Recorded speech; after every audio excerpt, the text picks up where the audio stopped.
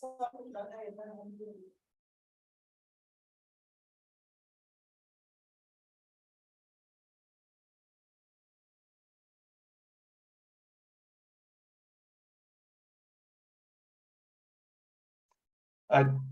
it seems like Nanda has some problem on her side. I'll share from my side just a second. Please do.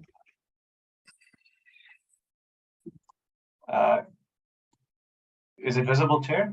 Yeah, no, it is visible. Thank you very much, Dr. Janse van der Spach. Colleagues, this is the agenda for tonight. It's 3 items in the main.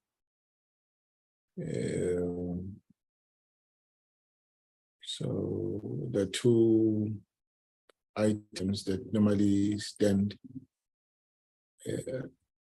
right on top of the agenda that are missing. It's opening and welcome and the apologies.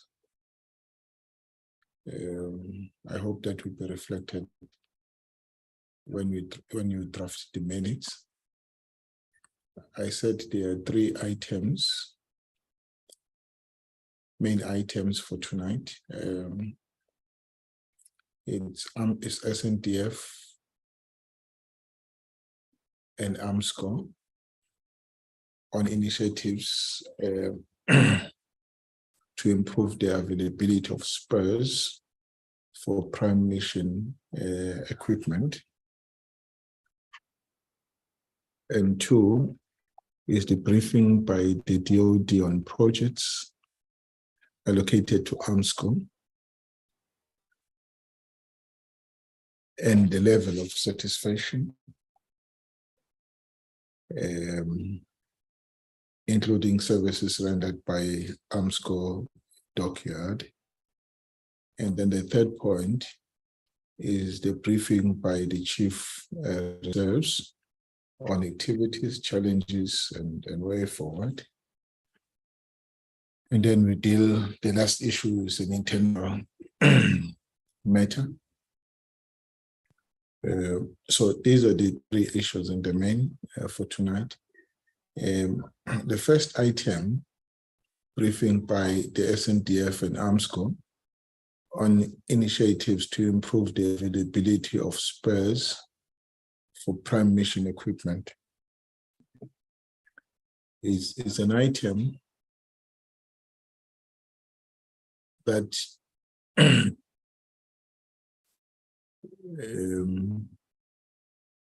is starting to be a thorn in the flesh, in that even when there's money available, if the spares are not available, it means that the need will not be addressed.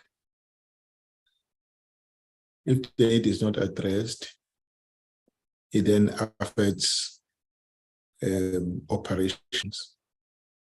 There is a knock-on effect.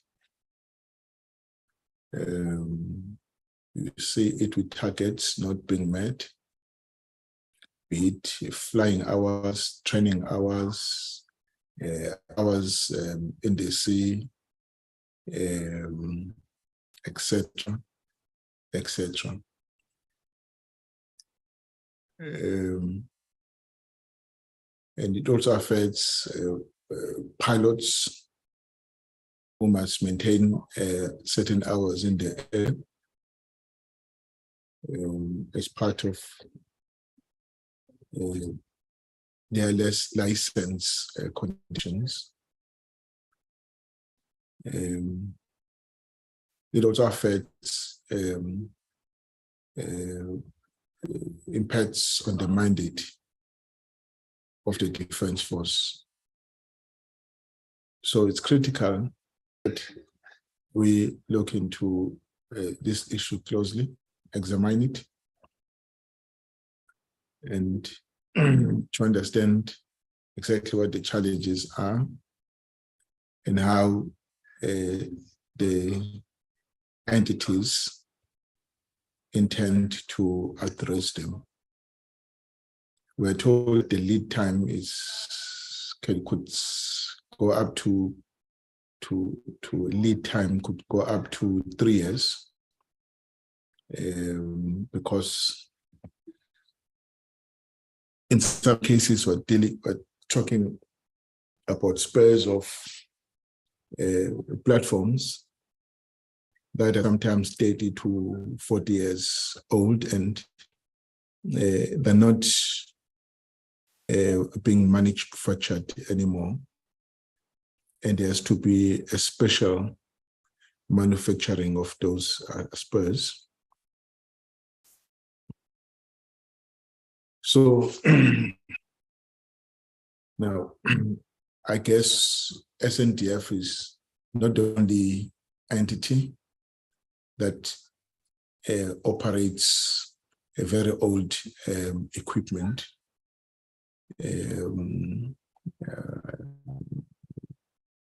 Airliners also do the same, but we never get to hear that they are grounded simply because there are no spares in the market.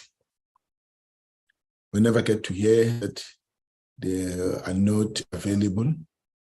And we want to understand why this is a challenge only in the SNDF stroke Armscor and not elsewhere. Maybe there is, but there's a way they deal with it. So we are raising this in the context of a number of prime mission equipment grounded when the funds are available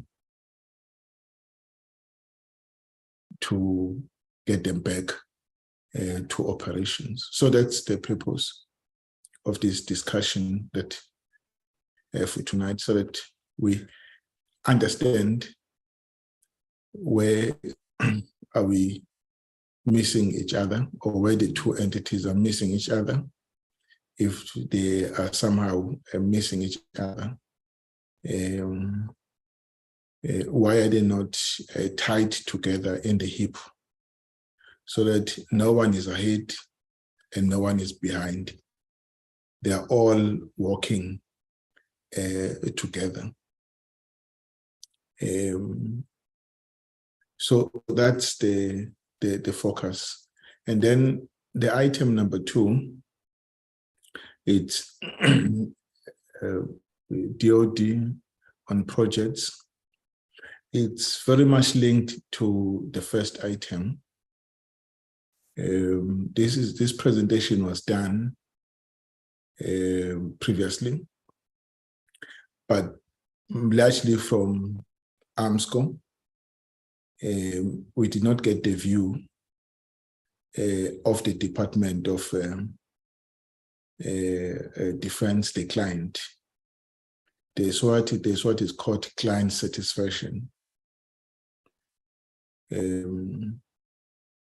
So today we want to get the view of the client and its and the extent to which they are satisfied with the service that they are receiving from Armscor. It's not a blame game session.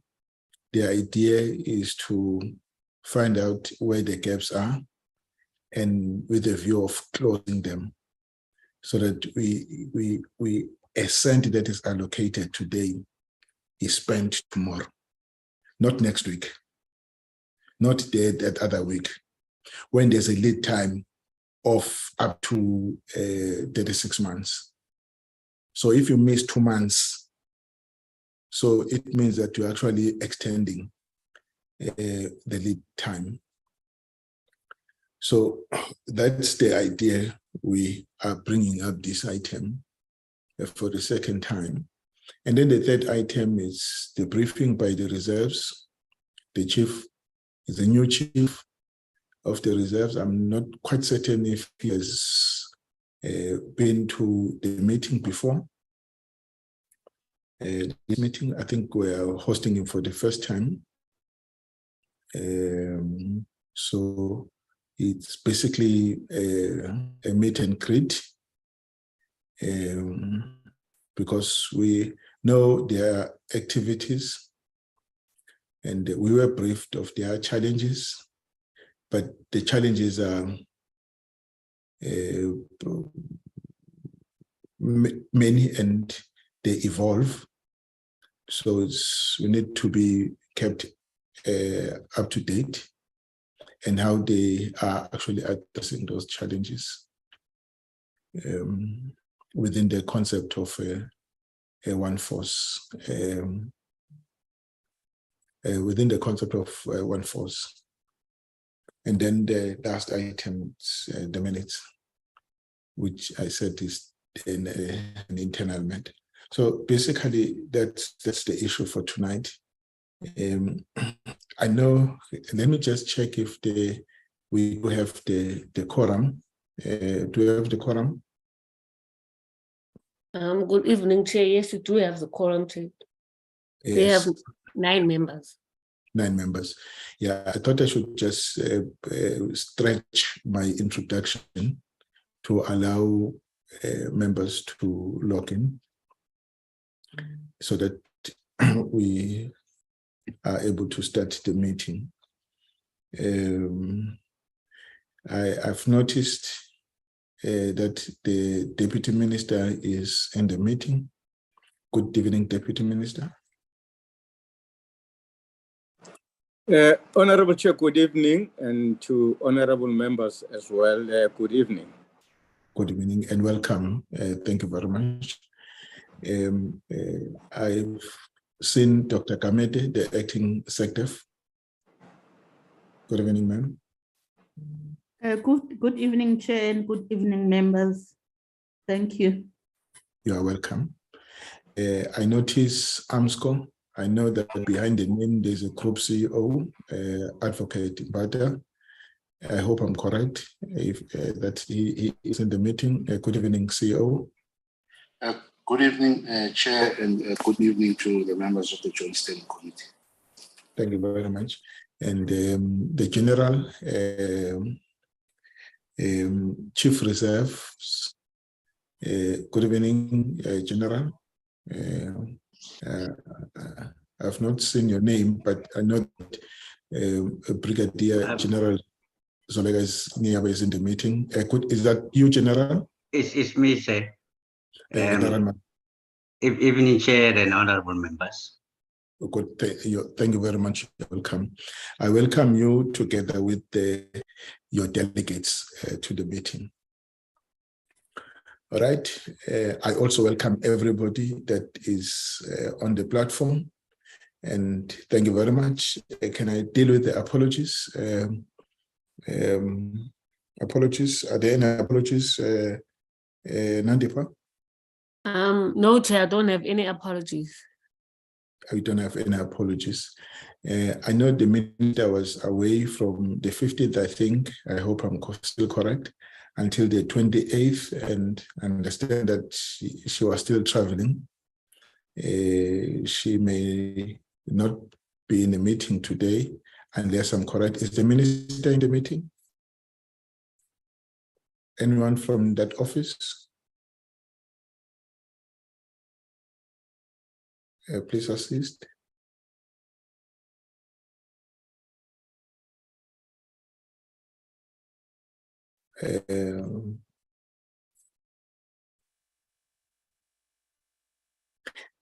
There's no head of ministry in that office.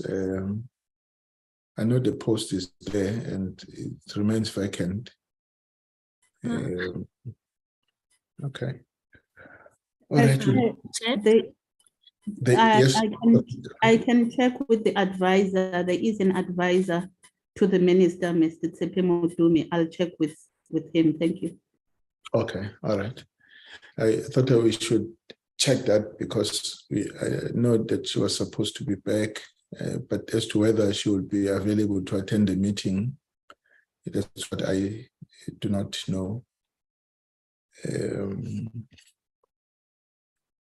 All right. Okay, let's start the meeting. DM, I will, in the absence of the minister, I would ask you to introduce the issues and then invite the team to take us through the presentation. Over to you, DM. Chairperson and honorable members, thank you once again for hosting us in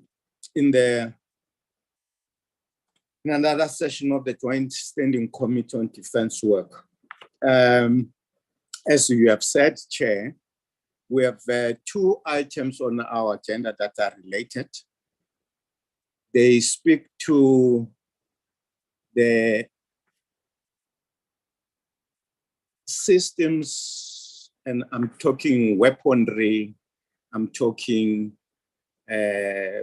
platforms that our defense force is employing, is utilizing, the state of this equipment, and the challenges and opportunities around keeping our defense force well equipped. In the meeting of the Portfolio Committee on Wednesday, the department shared with the Portfolio Committee information on the order book of Armscor, which speaks to basically in this financial year coming, starting now in April, the budgets that Armscor will be having for the work that it must do for the Department of Defense. And in that order book, we have, of course, projects that are ongoing because the budgets will indicate the rollovers of work that is ongoing, but that order book also had projects that will commence in this financial year, the funding thereof.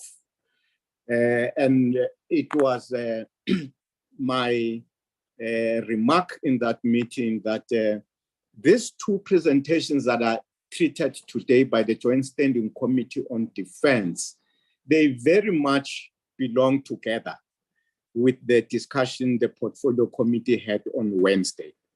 Today, what the department will present is the challenges around the maintenance of prime mission equipment and the initiatives that they are recommending be considered in order to make our challenges less difficult.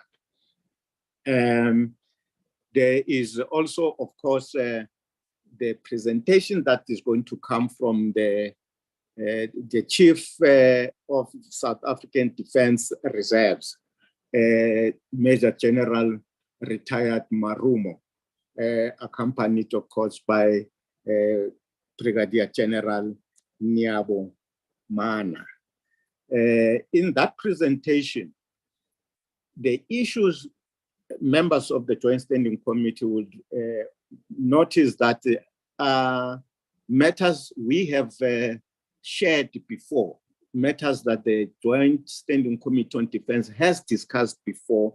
What would be important is for us just to note the latest development with respect to the challenges around our reserves, and there primarily it is the problem of the ad hoc manner in which our reserves system is being managed, and what we must consider going forward as weaknesses we must address, among which is a question of reserves that we only have man days for when we are utilizing them, but we actually do not have man days needed for their preparation. I'm talking training That is what the committee will see for itself in the information that is going to be shared.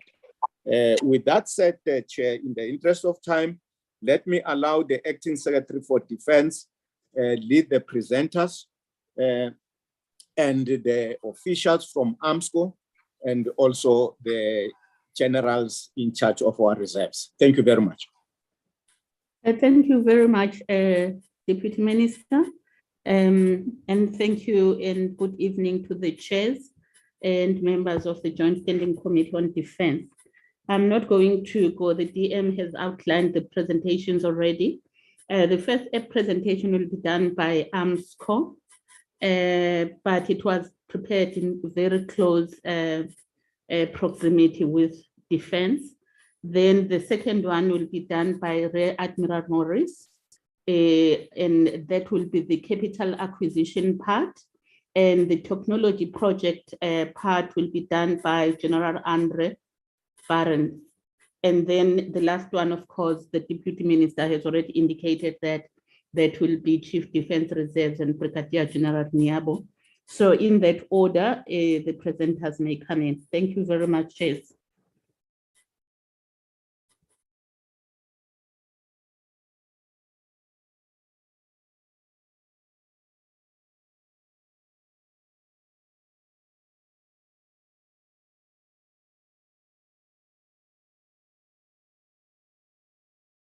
Good evening, co-chairs, members of the committee, Deputy Minister, Acting SecDef, colleagues from both AMSCO and the DOD who are on the platform.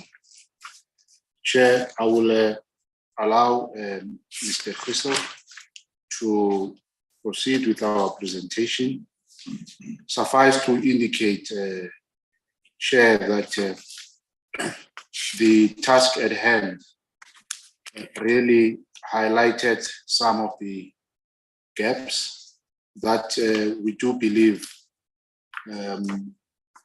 we can quickly, dispense with in terms of finding proactive solutions. Yes, indeed, Chair, you've alluded to some of the comparison with the airliners. And Chair, I think at the core of our presentation, you will realize that what really, makes the spares procurement quite seamless is the whole issue of having longer term arrangements with various suppliers insofar as, contracting models, so as to ensure that there is proactive planning from both parties in those transactions. And I think we do take lessons from a number of entities, even in the private space, where they do this contracting or planning quite well. And I must say though, Chair, we have similar arrangements, the umbrella agreements with other commodities within the space of the spares procurement for other platforms. And I think we can just make sure that we carry on with that approach and standardize so as to ensure that we maximize the benefits and we carry on with the consistent approach and monitoring without any further delays, Chair. I will allow Mr. Crystal to take us through the presentations, and thereafter, Chair, we can, look at inputs from the committee, and of course, we are readily available to deal with questions that may arise. I must say, Chair, in conclusion, that we are seized with this matter, and we are working very closely with our DMT counterparts so as to ensure that we make all efforts and ensuring that we take certain prompt and proactive decisions and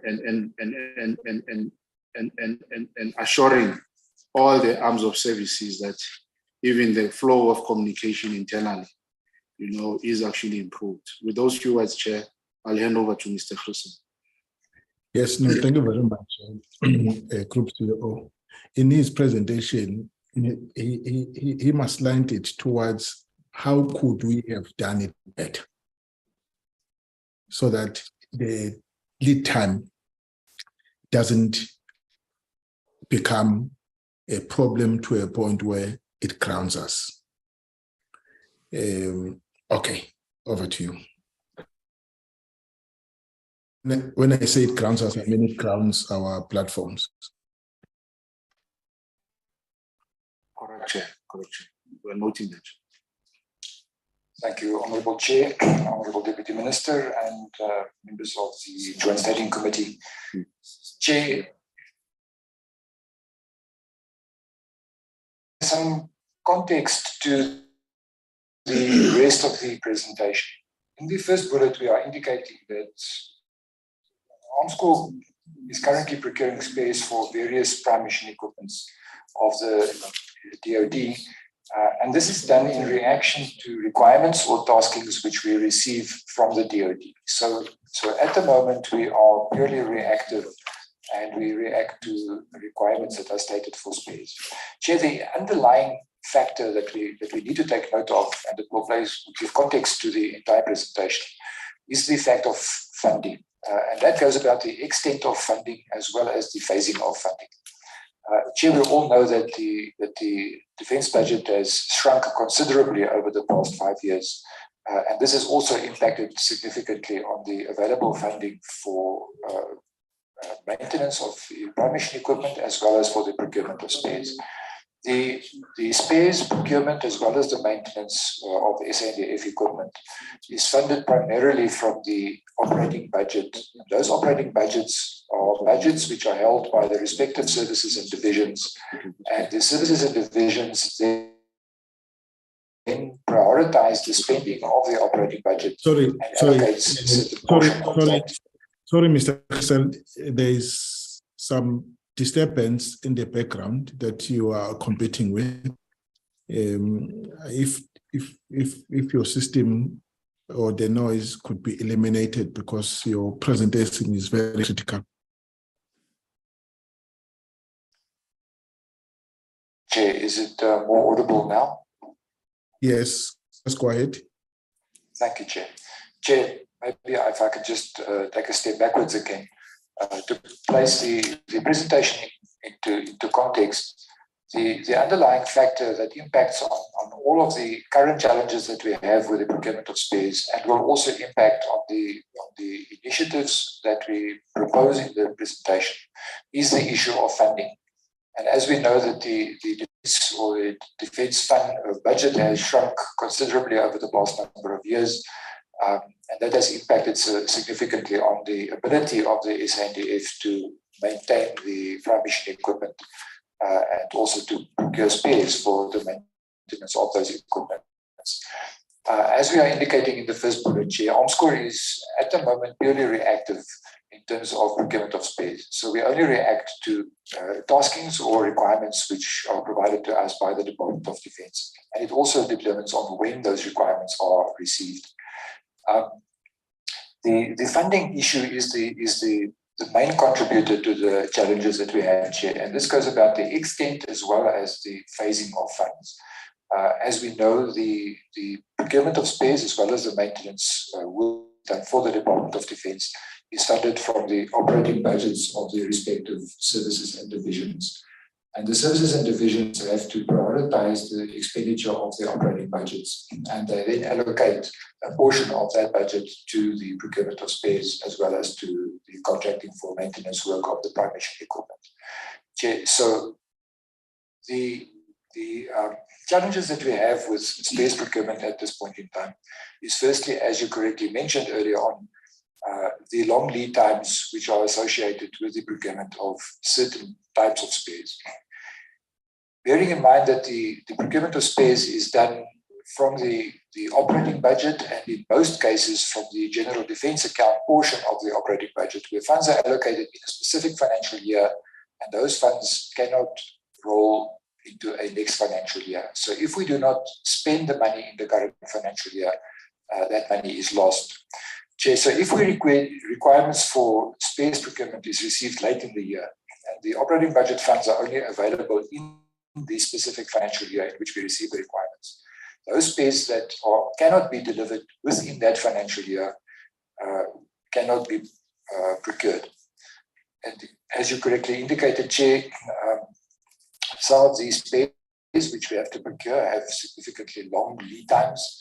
And if we receive a requirement for space for which the lead time exceeds the financial year, and we only have GDA funds available within that financial year, we cannot contract for those space, and we have to hold it back until funds are available in a financial year in which we will take delivery of the space. Chair, the second issue is that the majority of the SANDF's prime mission equipment is old, and they are all suffering from increasing obsolescence. Most of the prime mission equipment dates back to the 1970s. The newest equipment which we are having in the SANDF's inventory are the equipment which were procured under the special defense packages, and that those are already 20 years old, and most of them are already up for midlife upgrade. Chair, so some of the space for the older equipment have to be specifically manufactured, or alternatives have to be identified, and they also have to be qualified. This is time consuming, and this in many cases prevents us from delivering space within the financial year in which we get the requirement. Then, in addition to that, Denel is this is by design, Denel was the OEM of a significant portion of the SANDF prime mission equipment. And at the moment, sourcing of space through Denel and the re-engineering of obsolete space by them is time-consuming, and in some cases is virtually impossible. Chair, so we have a solution to that. And the last bullet there indicates that aircraft spares, due to the certification requirements for aircraft, have to be procured either from the OEM or from suppliers which have been accredited by the OEM. If such supplies exist, if those supplies do not exist, we are bound to procuring the space directly from the OEMs. Chair, South Africa, and this comes back to the comment that was made regarding to the airlines. Most of these OEMs of aircraft have a number of the users of the equipment sharing in a space pool. So they make a contribution, and there's also a financial contribution towards the space which are kept in space pools. So if any one of these have a requirement for a specific spare, it will then be supplied to them via or from those space pools. South Africa, or the DOD, did initially, in the cases of the Gripen from Saab, as well as the Hawk from British Aerospace, we did contribute to space pools like that, and we had access to equipment or space from those space pools. We ceased to make that contribution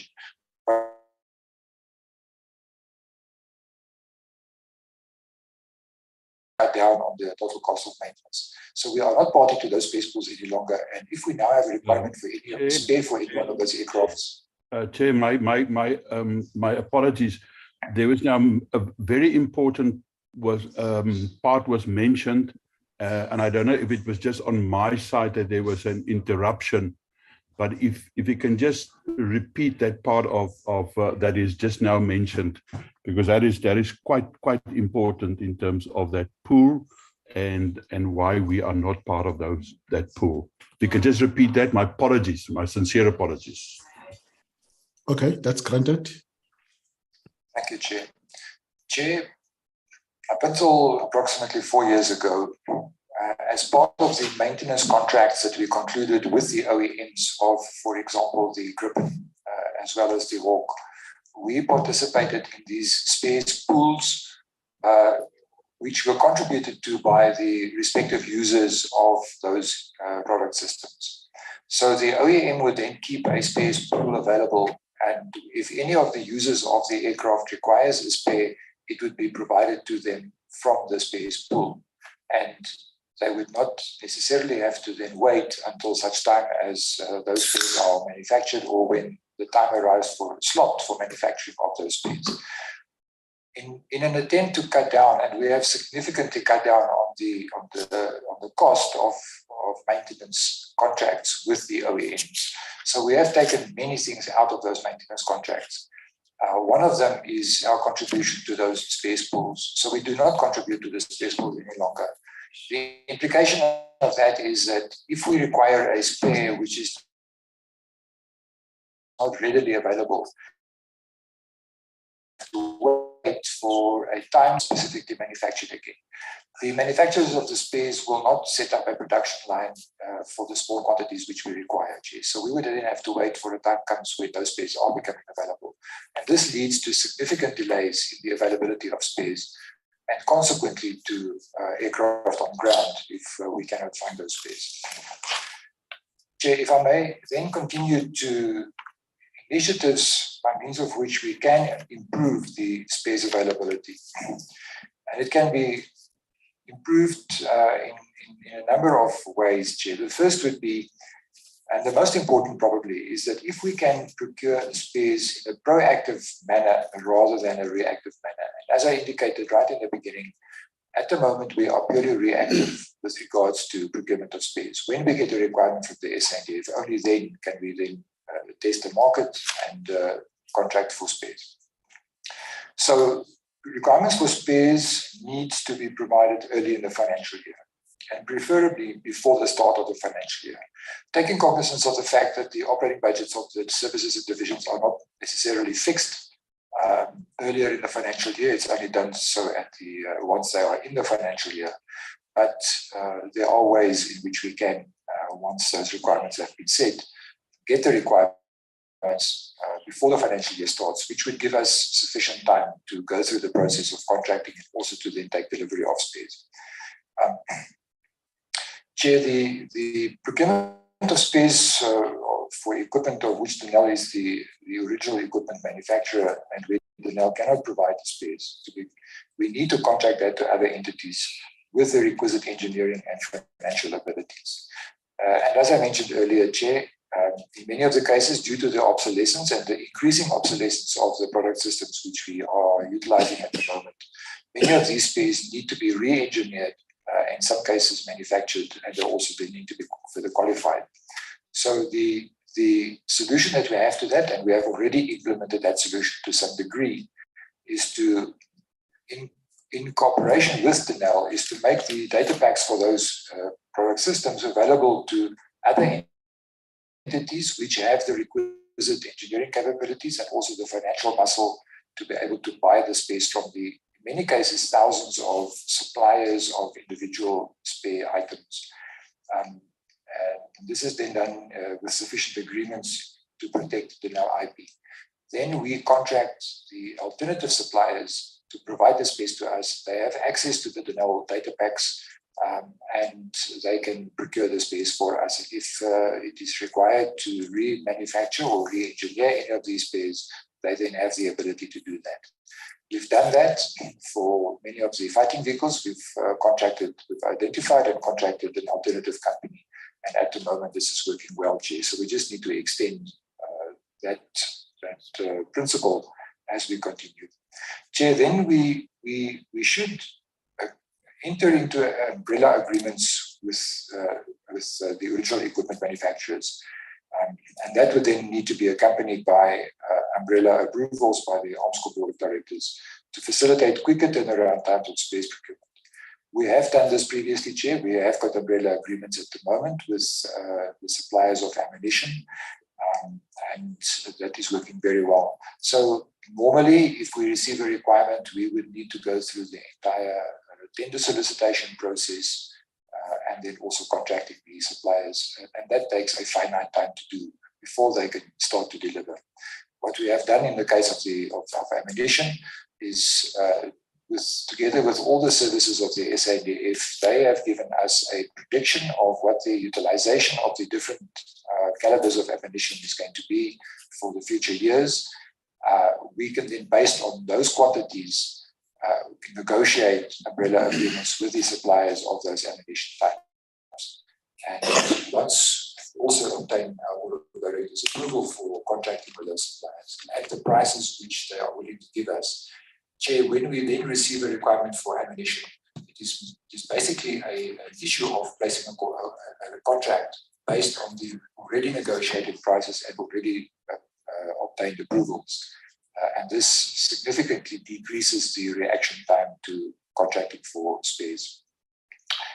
Chair, the underlying issue here is that the key to in-time and on-time availability of critical spares is to be able to proactively identify the space requirements and to then facilitate an early start of the associated procurement processes. And Chair, if I may go to the next slide, our proposal on how to do this, Armscor's DDSI division has previously been involved with performing analyses of maintenance requirements for selected SANDF prime mission equipment. The contracts with DDSI to do that ceased about 2 years ago.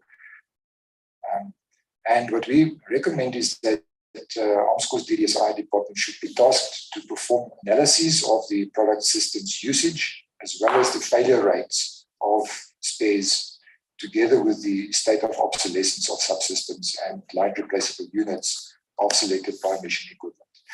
If they can perform an analysis of the usage of the equipment types, together with the failure rates of spares on those equipment types, they can derive a very good prediction of what the spares requirements are going to be going forward, specifically the high usage spares items. And then, based on the identification of the high usage items derived from the equipment usage and failure rates, we can then start proactive procurement of sufficient quantities of those items. Chair, then, in addition to that, we also, in many cases, especially where the equipment is older and some of the spares are becoming obsolete, we get informed of last buy opportunities for those obsolete items. And this means the last buy before the production lines of those specific spares are then going to be discontinued. So if we can make use of or utilize the opportunity of last buy, we would also then be able to keep those spares in store, and they would be available whenever they are required. And this would give us the sufficient time to go into a process of identifying alternate spares or re-engineering the prime mission equipment for the alternate types. Chair, the umbrella agreements with local and foreign space providers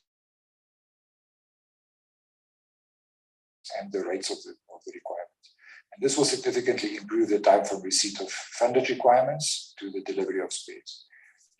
And a more accurate prediction of the requirements will facilitate the negotiation of optimized prices for those spares items. But Chair, the underlying factor to all of this is the availability of funding. So we need to have the funds available before we can physically contract for it. And we also need to have access to all the information from the PSSs of the respective services and divisions so that we can perform these analyses of what the required spares are going to be based on the rates of usage and also the failure rates of those spares. And that information is available, Chair.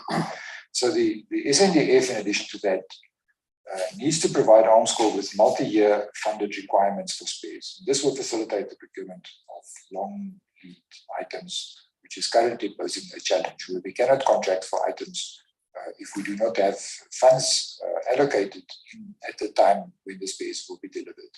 Chair, and that concludes our presentation on this. We will take any questions.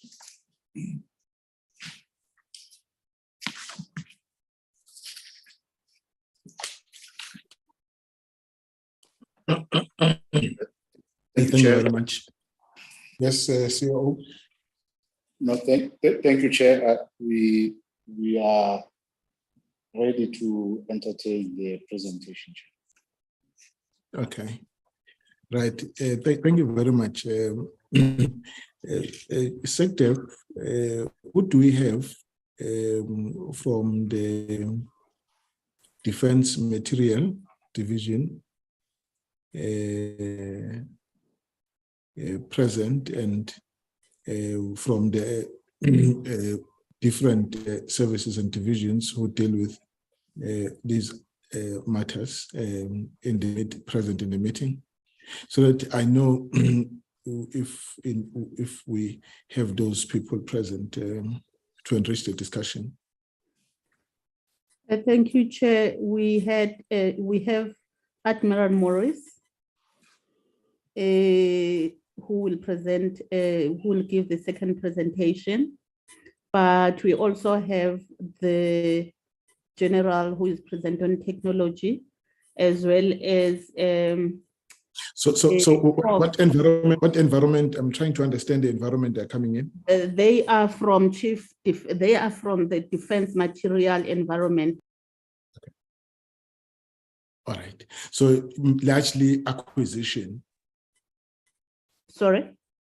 So in other words, defense material is acquisition in the main. Yes. Okay. All right, fine. Let's And then we have, sorry, we have fourth, who is in the Navy, Chair, and works directly with all the matters of the Navy when it comes to spares and refit and all that. Okay. No, Thank you. Thank you very much. I think that's helpful, SecDef. All right, colleagues, let's then have a discussion. The matters are on the table. Mr. Maria, I see your hand. Mr. Raida, I also see your hand, and Mr. Mafanya. Maria, Raida, and Mafanya in that order for now. Thank you very much, Chair. Thank you very much for the presentation from Armscor. I have got a number of questions for Armscor. The first one is, there seems to be, as they rightfully said, a reactive reaction and approach. Surely Armscor has been involved right from the inception as the acquisition agent for any contracts of material nature. So my question is,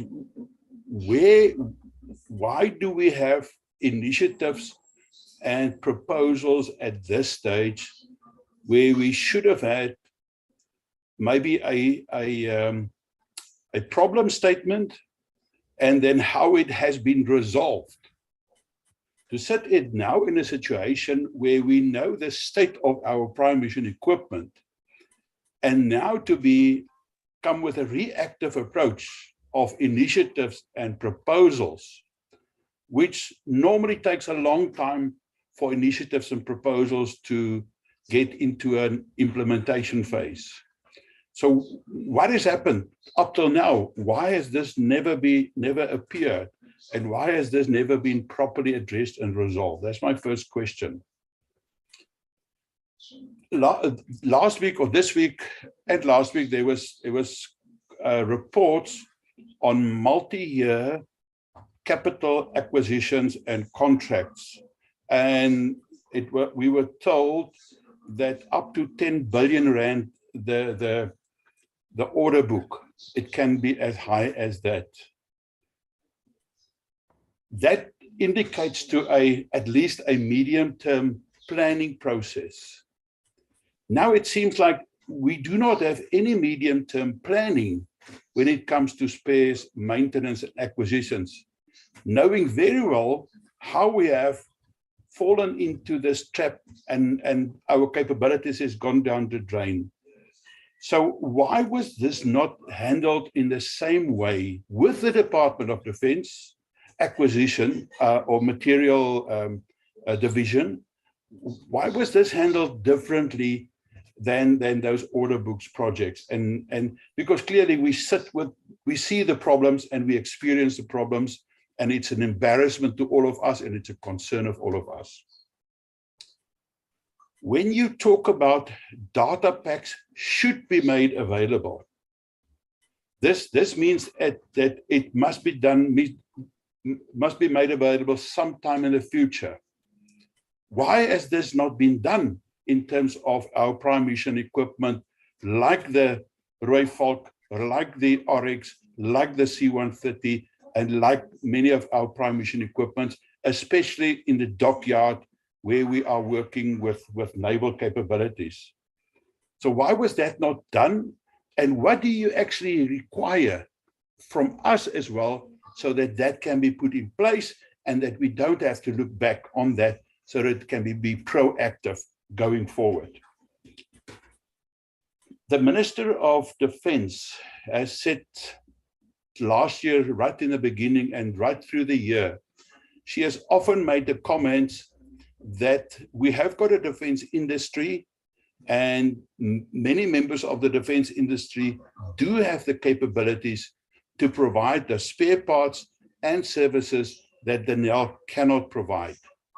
Now, if Denel is really in a position, because at one stage it was reported that there is a turnaround, there is a cooperation between Armscor and Denel, which seems obviously it hasn't delivered the results that we require.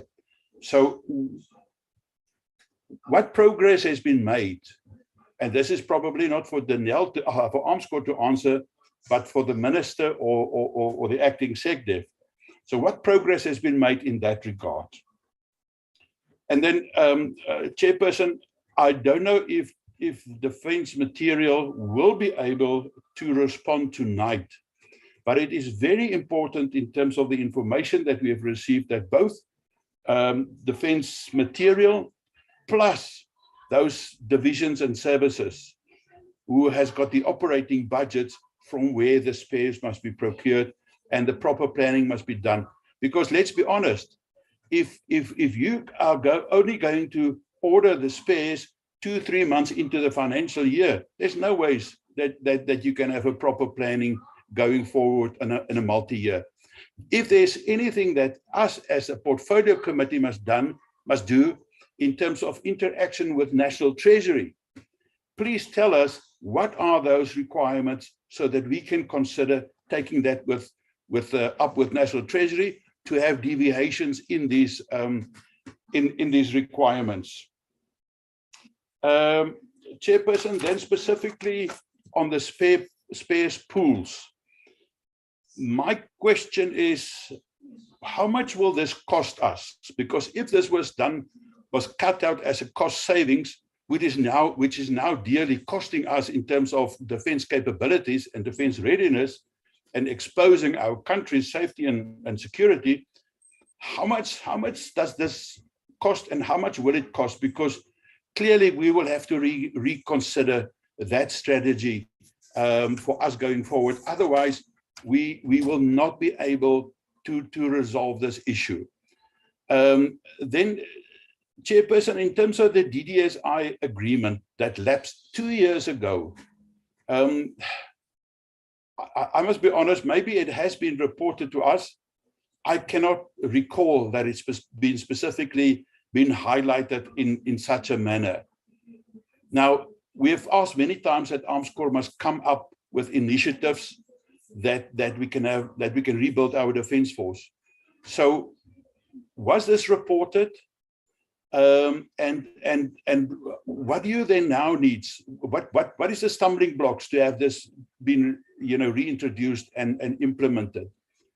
Then the last question, Chairperson, I wonder if we can ask the Armscor not to give us once a year a report like this, but that we can have a regular report, maybe once a quarter, that we can at least have an oversight of what are these problems in terms of spare parts and maintenance. So hopefully that we can intervene in such a way that it will not have this negative capability impact on our defense force. If we can do that and they can give us and keep us up to date, I think it will empower us to also help the defense force and to get the money and to make sure that we can defend our country. Thank you very much, Chair. Thank you very much, Mr. Murray. Mr. Ryder. Good evening, Chair. Good evening, colleagues and officials, everyone else on board. Thank you very much for the opportunity. And yeah, I do want to agree with Mr. Murray and say that the concept of proactive maintenance should not be something new. This should be built into the way that we do that we do everything. And the fact that it's being brought to the table now as a new concept is laughable, frankly. Now, Chairperson, I don't know who invites people to to our meetings. I don't know who's responsible for that and for coordinating the team. But I really would have liked to have CLOG, Chief of Logistics, on the line here, because I believe this falls squarely in that domain. And it would have been appropriate to have some sort of response from Chief of Logistics to talk about their side of this transaction. So, you know, Armscor sits on one end and CLOG sits on the other end, and of course, finance sits on the other end. So, you know, I don't think it's right to get Treasury here necessarily, but to have the two different opinions coming from there, I think would have been a lot more constructive in terms of getting to some of the key issues. But Chairperson, I want to get to the mandate of the Joint Standing Committee on Defence, and our mandate talks to the budget functioning of the Defence Force. And the reality is that the budget functioning is not working in this instance, and it's quite clear that Armscor is not allowed to plan their budgeting properly because they don't know what's going on. They don't know what demands are going to be coming. And I mean, you know, proactive maintenance you can always plan for. There's always going to be unplanned for maintenance and the odd thing that goes wrong that you don't anticipate, and you know, that's to be expected. But by far the majority of our maintenance should be planned, and there should be a good program in place. You know, we know the equipment that we've got.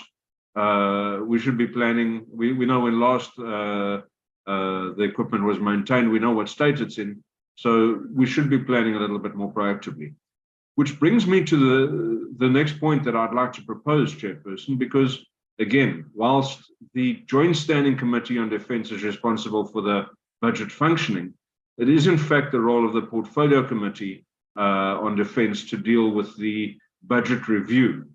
And we must recall that you know, in government, any state official will only do something that is measured, and something that's on their scorecard. They seldom go outside of that comfort zone, and if they do, often they get wrapped on the knuckles. So the reality is one must look at the budget, and this big horrible book that we have, which is not picking up on the camera, but the estimates of national expenditure, and you have a look and you see that Program 8 relates to general support, and Program 8 details that maintenance and logistics needs to come in there. But I don't see sufficient measurement within Program 8 of maintenance and the establishment of a maintenance program. And Chair, in order to ensure that this is done, I would like to recommend that this committee requests the Portfolio Committee on Defence to, during their BRRR deliberations, consider bringing in some maintenance measurements into Program 8 to make sure that this now becomes something that is focused in the minds of the administrators, something that gets a portion of the budget, and something that is then worked out properly. And if anyone wants to point me to the fact that it's already in Program 8, we can then discuss whether that's been met to date. That's my input. Thank you very much, Chair. Mr. Mafanya, thank you very much, Mr. Rader. Yeah, thank you very much. Am I audible? Yes, you're Ase. No, thank you very much. I would like to find out from Armscor, what was its relationship with Denel during its prime time? What challenges did they experience? And then number two is that because some of the prediction future budgets that are done by Armscor, what is it that stops the minister? Actually, this one, it goes to the minister. What stops us to revitalizing the NEL once more? Because from where we sit is that the NEL has been doing very well until to a point where it has to collapse in the manner that it did. but there's no concerted effort that says that we are actually destroying Denel or we want to stop it from performing. Because I'm looking at some of the equipments that has got to be manufactured by other companies or other countries. They have to develop such a piece of work, and then they, from their understanding and the presentations that were made before, is that once a company develops such an item for us, it has to go for a long-term contract. Now, what is it that stops us from more getting our efforts and time in revitalizing Denel? Thank you, Chair. Okay, I'll consider this being the first round. I also have a few questions, but I will stand them down until the second round. Thank you very much. Over to you, Group CEO. Thank you, Chair. I will, at this point, request Mr. Grissel to deal with the questions, starting with the last question of Mr. Mafanya, insofar as the relationship between Armscor and Denel during Denel's prime. And obviously other questions will obviously require the DOD to respond insofar as progress on Denel's move. Chair, at the core of some of these challenges is the issue of funding.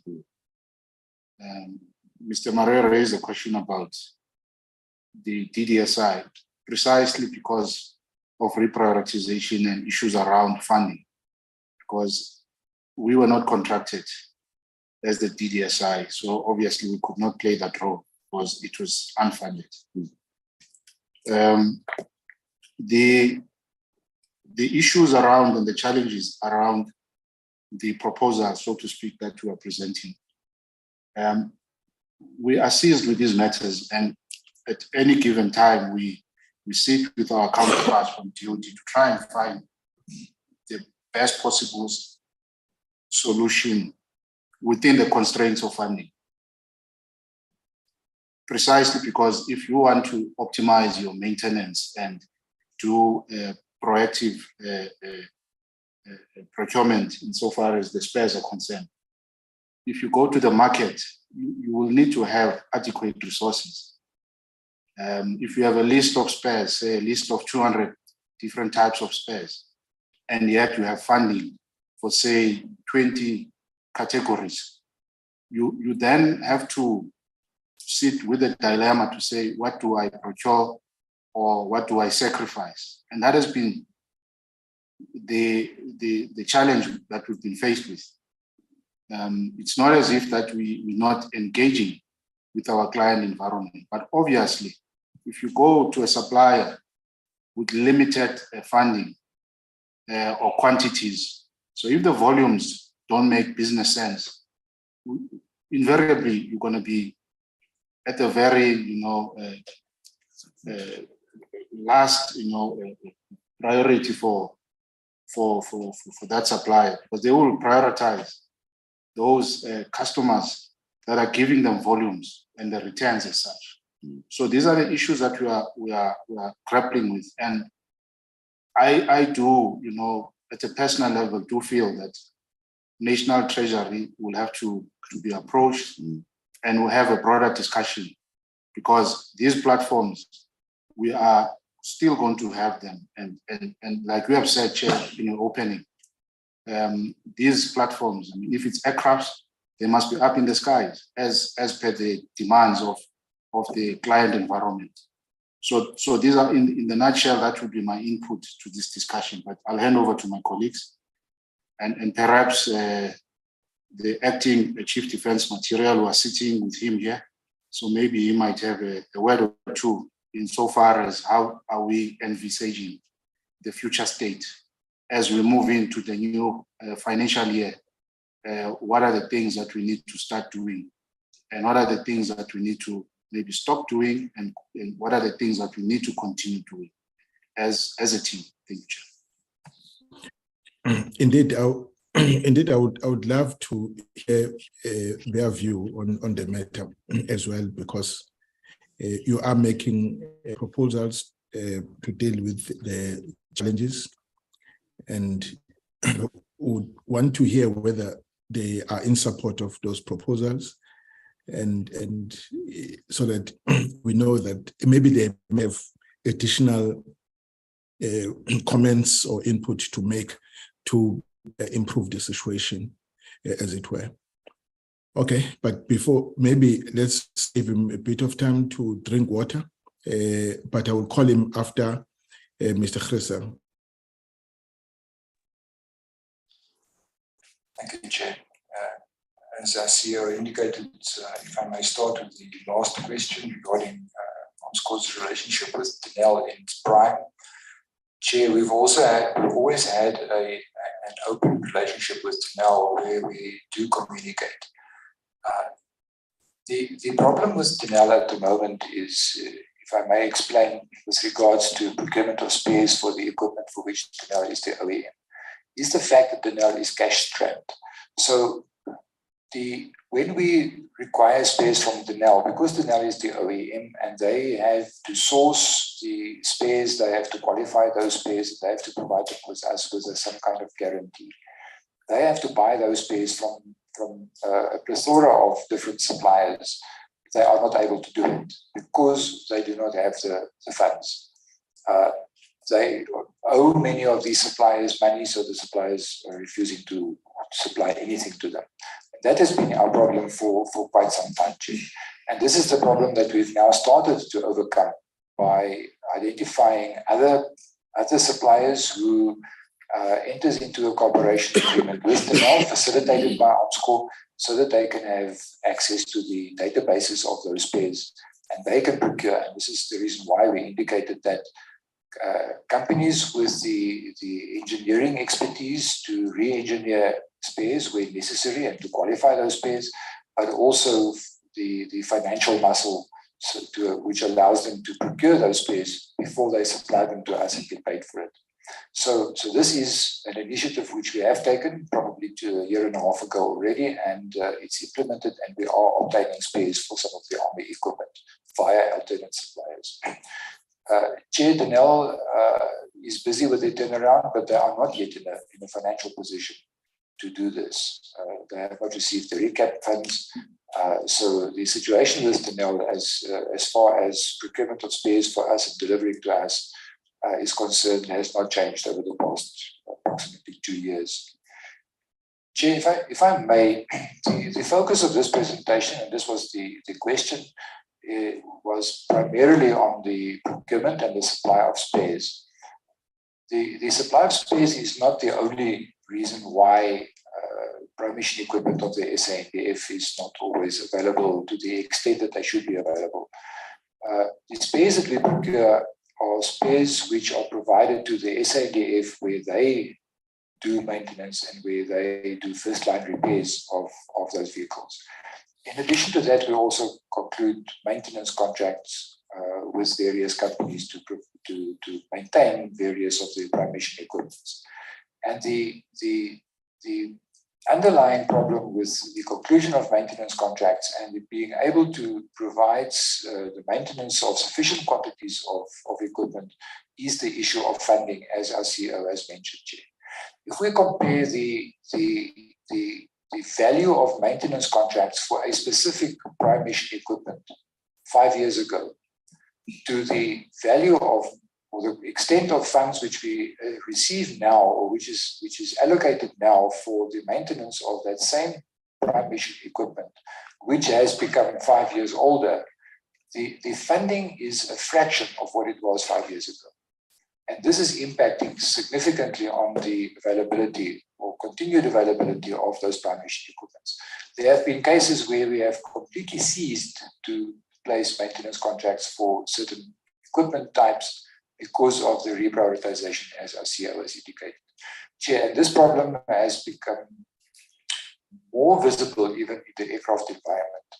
where we are cutting down on the maintenance or the available funds for maintenance contracts of aircraft types to such an extent that the OEMs are not willing to enter into agreements with us any longer. And this is why in many of these cases it takes so long to conclude a maintenance contract with any of these OEMs.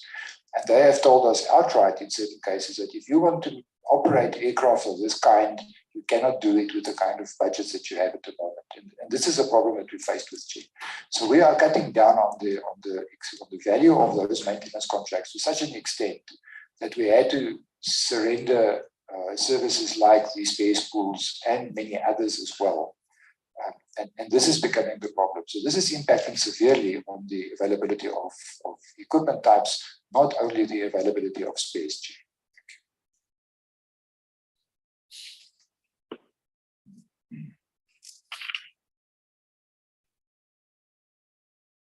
Chair, at this point, I think we have covered the questions raised by the members. I'll then hand over to you, Chair, to guide us. Okay. Just before I ask Defense Material to come in, you were trying to draw to differentiate between the first line repairs that's done by the Defense Force vis-a-vis the availability of spares that is under discussion, as well as the maintenance contracts that are also coming back to you to say, with the budget you have, that doesn't guarantee future work. You know, they can't work with you just like that. Can you just go back on that one and unpack it a little bit? Because I want to understand, where is this spares issue a big problem? Is it in relation to the first line repairs? What do you mean by that? Or with the maintenance contracts? Over to you. Right. Chairperson, if I may just ask in terms of clarity on questions that I've already submitted. No, I'll come back to that. I just need him to deal with this one because he has already responded to it. Chair, the issue of spares that we were trying to address this presentation relates to spares which we provide directly to the arms of service. And the arms of service utilize those spares for first line maintenance of equipment. In addition to the first line maintenance which they do, so this is normal usage of spares which they would normally replace. The moment we get to second and third line maintenance, that is the topic of contracting with the industry to provide those maintenance services for us. For example, in the case of the Air Force, they would do O-level maintenance on aircraft with spares which they have. But the moment it becomes to IOD level maintenance, that would then be done by the OEMs. This is also where we have a problem, which is also a cause of prime mission equipment not being available for use. It's because we run out of budget for maintenance. As we indicated a few weeks ago in our presentation to the portfolio committee, when we were discussing the issue of contracting for aircraft types, we contract for a 6-month period with the money that we have.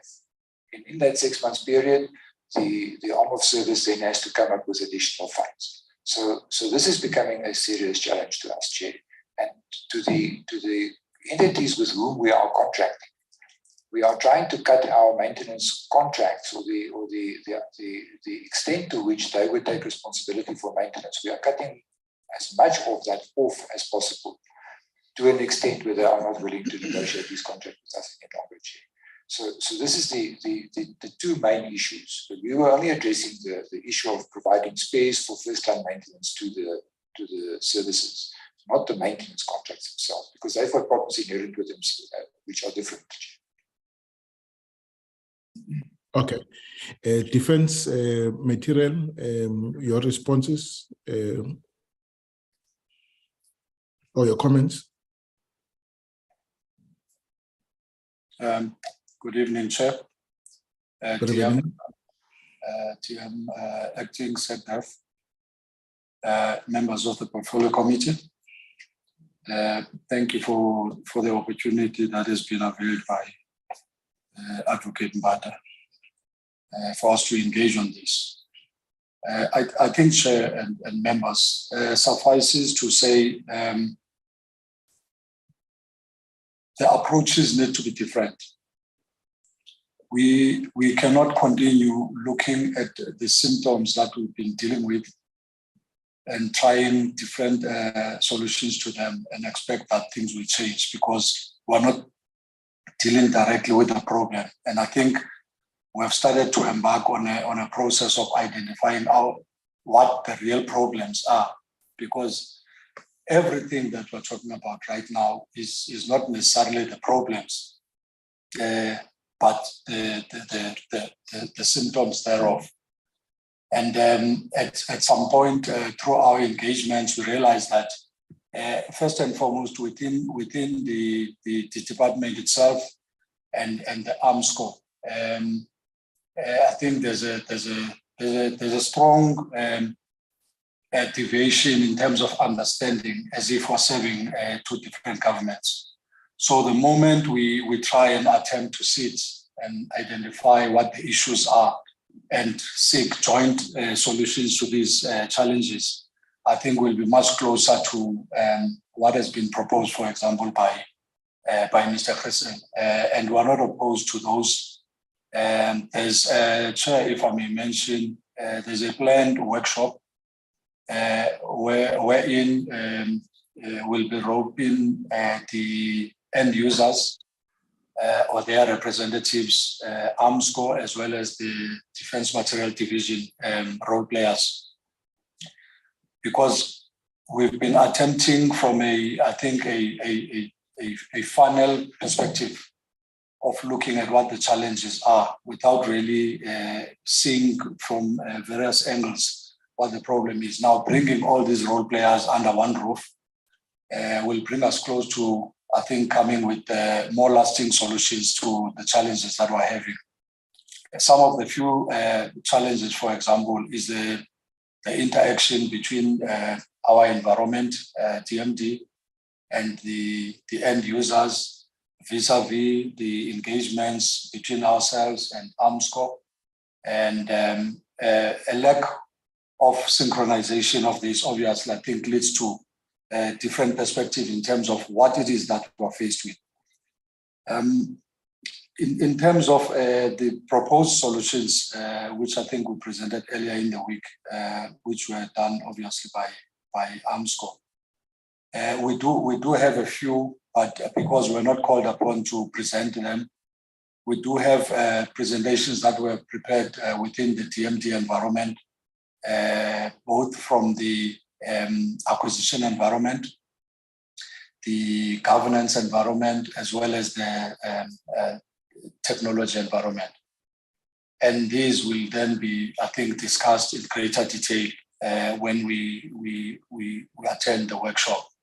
And out of that, we hope and expect that the results or outcomes of that workshop will come up with a much more long-lasting solution towards these challenges. And I think, Chair, I really wouldn't want to entertain the issue of the symptoms right now, because it's not taking us any further in terms of resolving the problems. We know, I think all of us as South Africans, we are aware of the challenges of the ever depleting or reducing or defunding of the Defence Force. Perhaps what we should be seeking is support of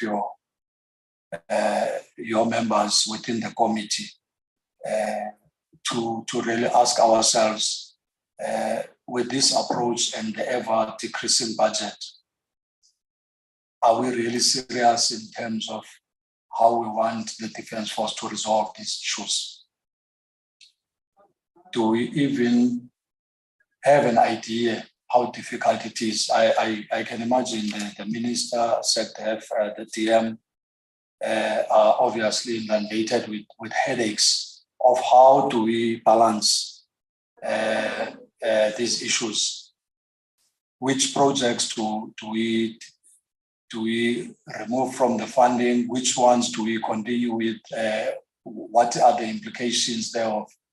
So it is hopeful, Chair, that we will be able to come, I think, in front of you after we've presented to the committees within the Defence Force with more lasting solutions, and we welcome inputs from your committee members because they are very valuable to us. I have two colleagues with me, Admiral Morris, as well as Brigadier General Barnes, who might, if they have some points that they want to add, if you permit, Chair. Thank you, sir. Thank you. You said you are General who? Major General Quetta, sir. Quetta. Quetta, yes. Kweta. Thank you so much. Thank you, sir. Great. Okay. What I hear from you is that you don't necessarily see the problem in the same way, and you bid for a slot where we should invite you to come and present how you see the problem and what solutions you think can be appropriate to deal with the problem. Because for as long as you define the problem, you don't define it in the same way, the solutions that the two of you fashion out would not be the same, because you are speaking to the different, you're not speaking to the same problem, or they'll not be speaking to the same problem. And it's a problem, only you can tell us what it is and what you're doing about it. Hence, would be patient, wait, we'll give you time to look at it and come and address us. We have heard what AMSCO is how AMSCO is looking at it. They've presented, it's in black and white, and they gave the narrative tonight. So we await for that time with you. That workshop that you're talking about, how long must we wait for it to happen? General Nkwat. I think it's early April, sir. Sorry, early next month. Yeah, that's April. Yeah. First week of April. Okay, April. Yes. So it means that we can only meet with you mid-April. Yes.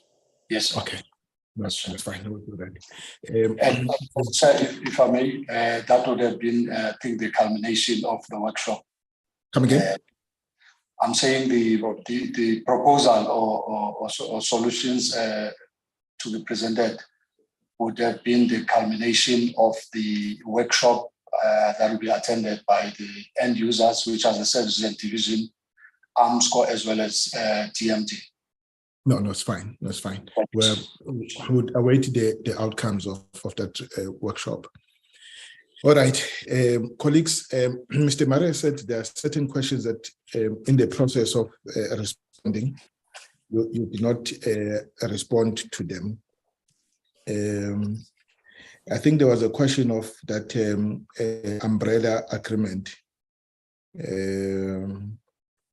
No. It's not that one. It's this Spurs thing. Spurs pool.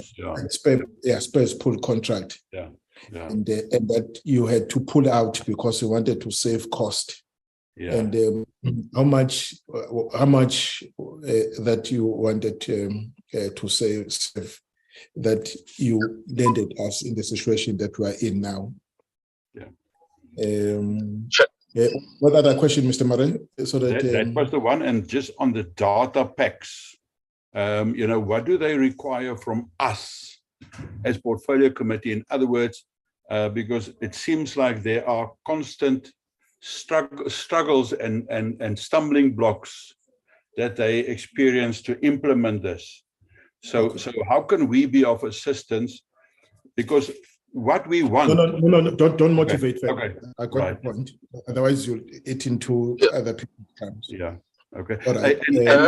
And then the one that is probably for SecDef, that was just the what the minister has indicated on, you know, negotiations with Saudi members to take over the responsibilities of some of the NEL roles and production.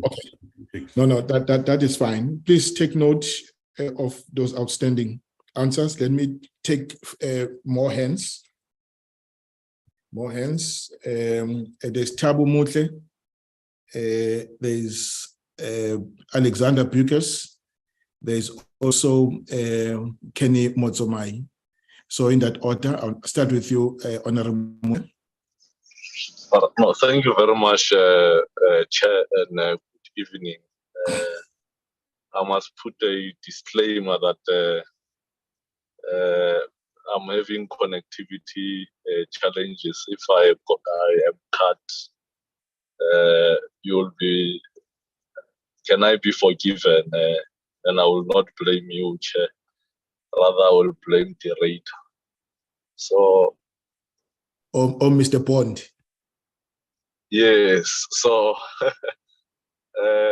I've got few questions, and you'll forgive me if I'm repeating the questions if they were asked, because I've put a disclaimer in terms of connectivity challenges that I'm experiencing. And in one of the responses, I think I've captured them indicating some of the challenges that they encounter. But I did not hear if they have elaborated on it. The challenge that comes with the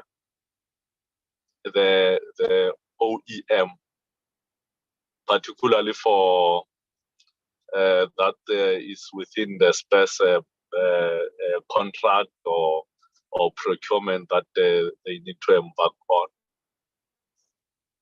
What I would want to hear from them is, as part of resolving the challenge, is how do they move away from this OEM's contractual obligation. I'm saying this because part of the challenge that I think General Quetta has raised is the budgetary challenges. But now, how do you, on the other side, see that you've got a problem with the budget, but on the other side, you are enslaved into this OEM space contract that, for a lack of a better word, those are cartel or monopolies, which manipulates prices, and you don't have any plan to disrupt that. What I would want to hear from them is their plan to disrupt that and ensure that they build capacity to actually ensure that there are players who can be able to manufacture and supply those spares at a reasonable price without relying on the very same manufacturers to certify them. Because clearly, Chair, if you manufacture something and you become an authority that satisfy whether that you'll never certify anyone, because you will close the market so that you remain a monopoly and be able to manipulate prices and be a benefiter out of that alone. So it can't be correct that this situation continue as is. Something needs to be done, and it needs to be done now. When we talk transformation, we need people who will be bold to confront and disrupt this monopolies who are milking our government. So a clear plan from both AMSCO and Chief Defence Material to deal with this problem must be laid down, so that we don't from time to time get a complaint about OEM from different services when it comes to this procurement of spares, so forth and so on. And to what an extent on the umbrella, under the umbrella agreement that they are embarking on or they have concluded, AMSCO has presented to us at some stage their transformation charter. To what an extent are they effecting, or can they assure us that out of those agreements, the transformation charter will be effected? It will be one of the conditions that it must be met for these agreements to see the light. Because if that is not done, then we'll be left behind in terms of the agenda that they are supposed to drive to transform this lily-white industry in the defense. So they've got that responsibility, and they must be able to share with us how far are they, and what is it that they are doing under these agreements that they are talking about.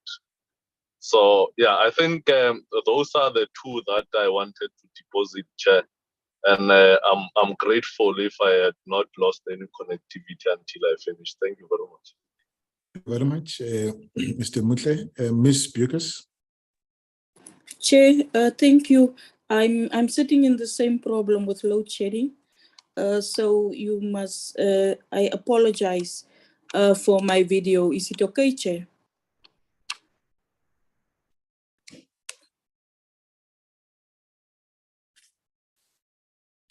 Thank you. Can you hear me, Chair? Very much so. Okay, thank you.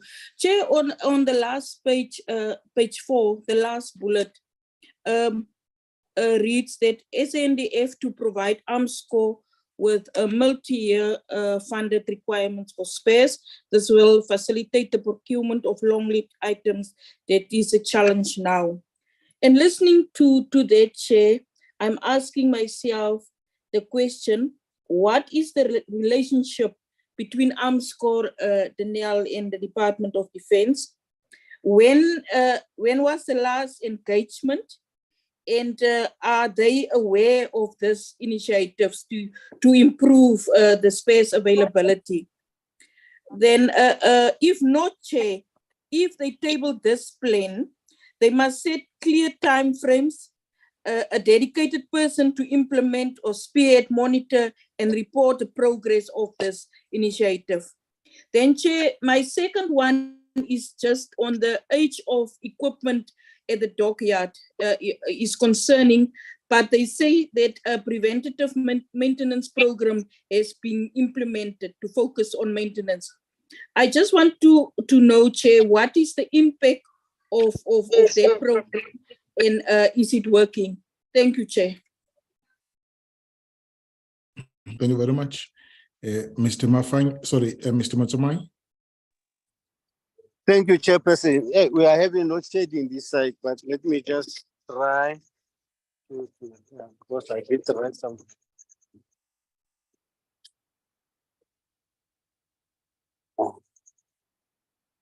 Let me just check.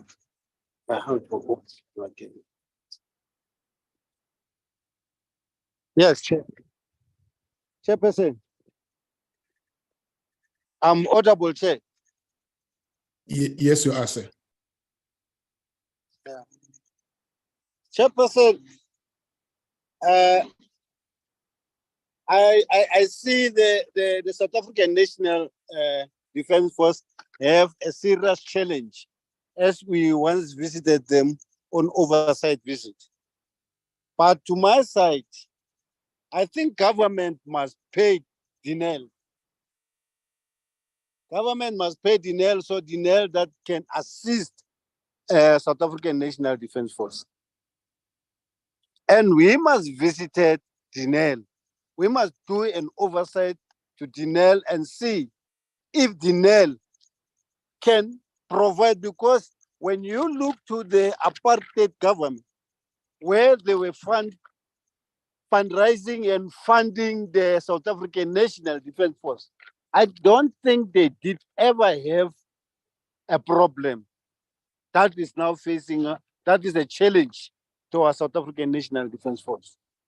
The government must fund Denel and we mustn't have a problem. I thank you, Chair. Thank you very much. Let me just satisfy myself that I've noted all the speakers. All right. So it looks as though we have covered all the speakers for tonight. Let me just pose my own questions. I think I've been covered by the colleagues. One, let me start with what General Quetta has just said. You see, General has preempted the second presentation. That is the DOD's level of satisfaction as a client.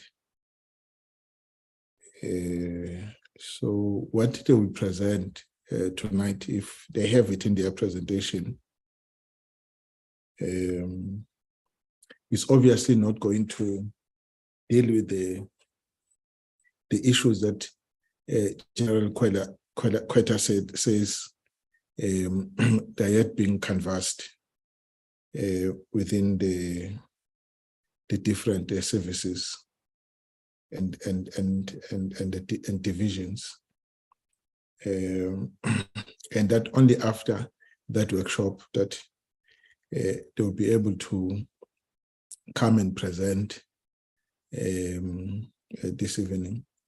Now, I don't know, in view of what he says and what they were going to present tonight, how the two relates, and whether it's not appropriate that their presentation stands down until such time they have had the chance to go into the workshop, the proposed workshop, discuss the issues. They know what now we are discussing, because the level of satisfaction is in that context. It cannot be outside it. And then come with whatever proposals and share them with us. But the sector officer, she would tell us whether it's not appropriate for that item, for that presentation, to stand down till then, because I now no longer see its relevance in view of what he has just said, but I may be wrong. And then the CEO says at the core of this problem is the issue of funding. One, and the second point is that they were not contracted as DDSI.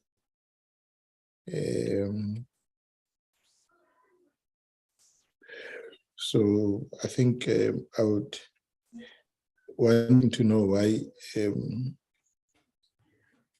that is. And if they were not appointed as DDSI, who was DDSI? And because it does appear to me, following, if I hear him well, that if you are not,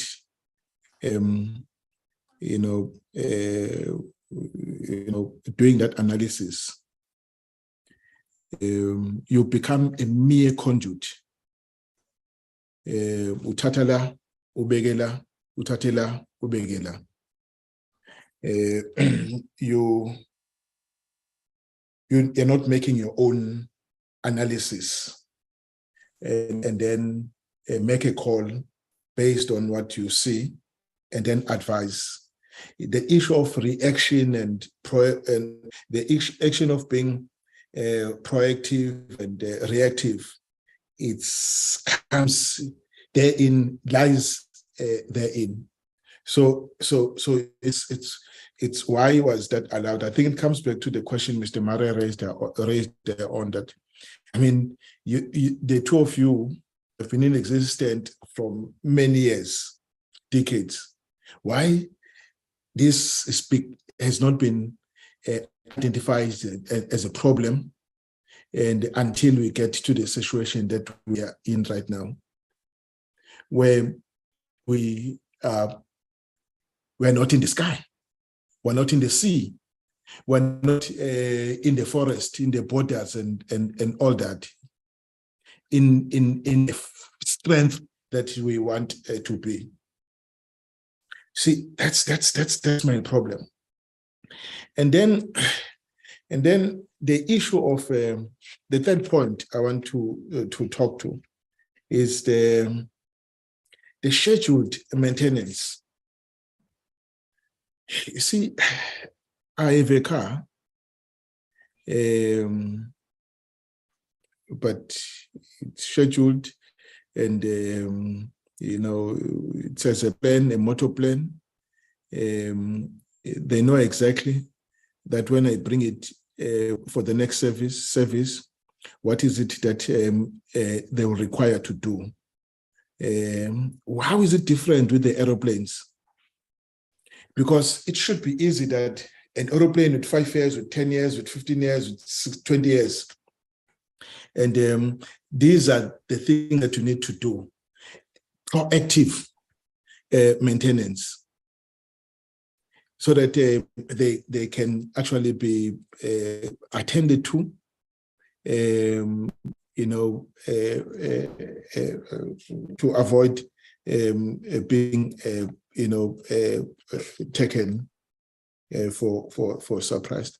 I thought I should just raise this. Maybe you would say the issue of scheduled maintenance, it's at the level of contract maintenance contracts, and that are now starting to be a problem because of underfunding. And I don't know, but I'll hear when you have to answer. And that, and then maybe the last point: how do propose we address the issue of funding? You said is it at the core. We have, as a portfolio committee, made some proposals.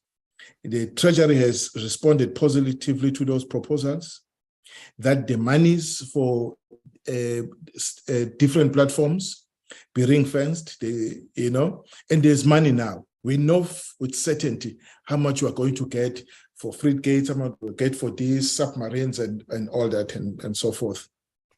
We know how much for new acquisitions, you know, technological multipliers, how much we will get. It's now pretty certain. Now, over and above what we have been able to, you know, the agreement we've been able to reach with Treasury, what more do we want us to do to address this particular problem? And thank you very much. Those will be my comments that I'm actually making. Chairperson, can I have just a second bite at one or two questions? Okay, one or two. Which is relevant to what you have just said. One or two, yes. When we listened to the budget last week, we know exactly what is the overall budget of the Department of Defense for the 3 years. This year and the next 2 years, out to 2 years.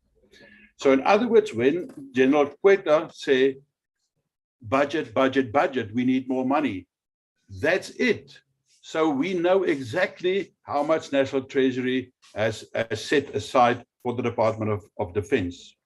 So in other words, if there are not money for these things, then how do we reprioritize and plan from inside? And this is maybe a pointer to the SecDef to say that somewhere along the line, the accounting officer and the minister will have to come and say, with what we have got, if we haven't got enough for maintenance, so how will we reprioritize to make that our most important and most strategic prime mission equipment is looked after, and is, as you have said rightfully, sir, when you maintain your car, surely they do planning, surely they do expectations and forward planning to say, this is what we will most probably need for our Gripens, or 10 of our Gripens to have in the air, or our Oryx, or our vessels. Surely they do that. And my question is to both the department and to Arms Corps. I know that many of the South African defense industry members have said that they will be prepared to play a role to, for instance, carry the stock. And then on a yearly basis, you obviously procure your spare part stock from them. If they know that here's a medium-term plan for how you will maintain your equipment, then they can basically fund the multi-year stock, and we will procure it per year as we require it. But as we do it now, it seems like nothing has happened, nothing is provided until we are in the doldrums where we are now. So is that not an option? Has that not been investigated or considered? And then just the last one, maybe you have said that they will come back with regards to cost of the spares pools, and then whether we can get on a regular basis, a quarterly basis, that Arms Corps can give us feedback and to see where do we stand with regards to these maintenance challenges. And then I support your suggestion of the next presentations that should stand down until they've considered all these realities and they have sit together and come up with a solution. It's good to hear the problems, but we need solutions, sustainable solutions. Thank you, Chair. Thank you very much. And that concludes all the comments on the side of the committee. Okay. Now, it's your opportunity, Group CEO. Thank you, Chair. The last thing that we want to do unintendedly, to leave the committee with a view that there is no progress or efforts with all these challenges. I mean, if I were to just look at our naval fleet, you will see the Chair that there's progress insofar as there's an RFP that was out looking at the refit of our submarines. But a lot of, similar to what the General Kweta was alluding to, it had to take a joint effort or discussions between Arms Corps Dockyard as well as the divisions within the Navy to really say, let's take a step back. Let's actually understand what is the source of the problem. Yes, funding is one part and the bigger part, but also to say the approach towards the whole maintenance, we had to review and making sure that there was an integrated approach between the dockyard as well as the end user environment, which led to say what is our strategy going to be as we go to the market. And also acknowledging that, yes, dockyard will play a role, but there's also an industry that has got some of these capabilities. And how then do we ensure that we maximize those strengths within the industry, and which led to us now being able to say, if we go out on tender, we are likely to succeed. And we know what is in the country, and we also know what's the foreign portion, and we could predict. And I'm just saying, Chair, there is that progress insofar as the dockyard. Yes, we're not where we're supposed to be, but there are great strides. And what is key is the alignment between all the role players in that space. Coming to the Air Force environment, you will note, Chair, that most of those platforms, or at least half, are serviced by Denel. And as we speak, we do have those support contracts for most of the platforms. You will recall, Chair, about a year ago. Group CEO, yes. we understand that there's some work that you are doing. Yeah. But our concern is that why must our platforms ground first? You know, before they receive maintenance and then go back into operations. That's why our issue is this gap that we're concerned about. You know, that why are we not being proactive?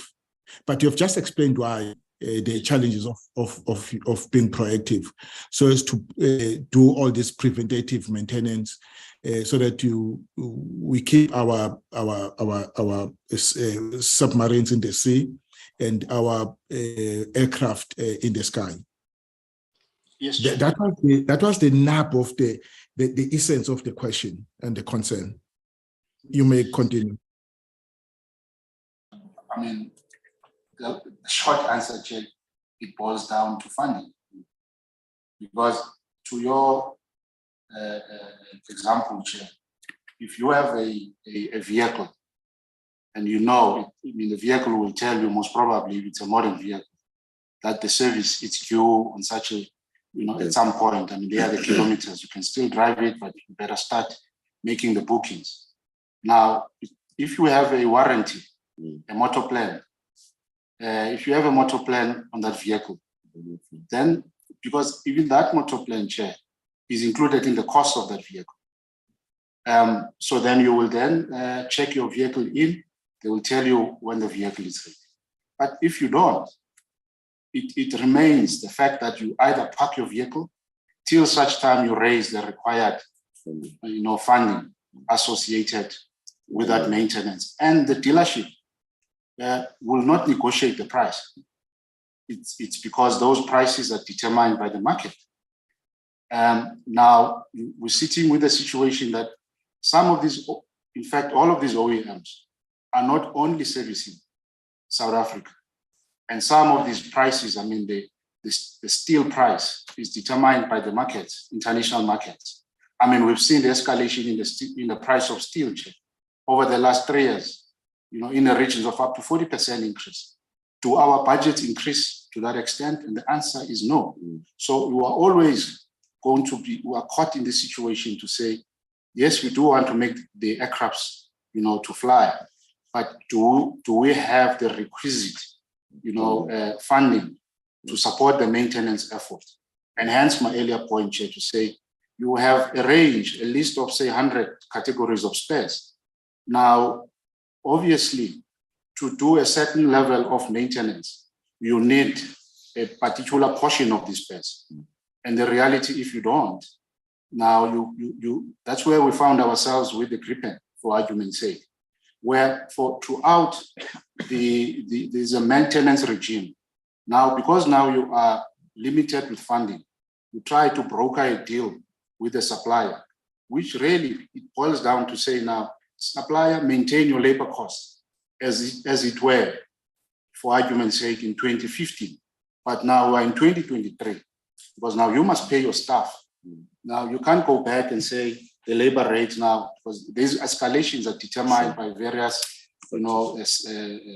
CIPSA and other bodies. And these are the dilemmas that we're faced with. But having said that, Chair, and hence I think the effort in terms of actually having this work session with the end user and the DMD environment, so that to your question that you raised, why was the DDSI contract not funded, and as such we could not continue with the work?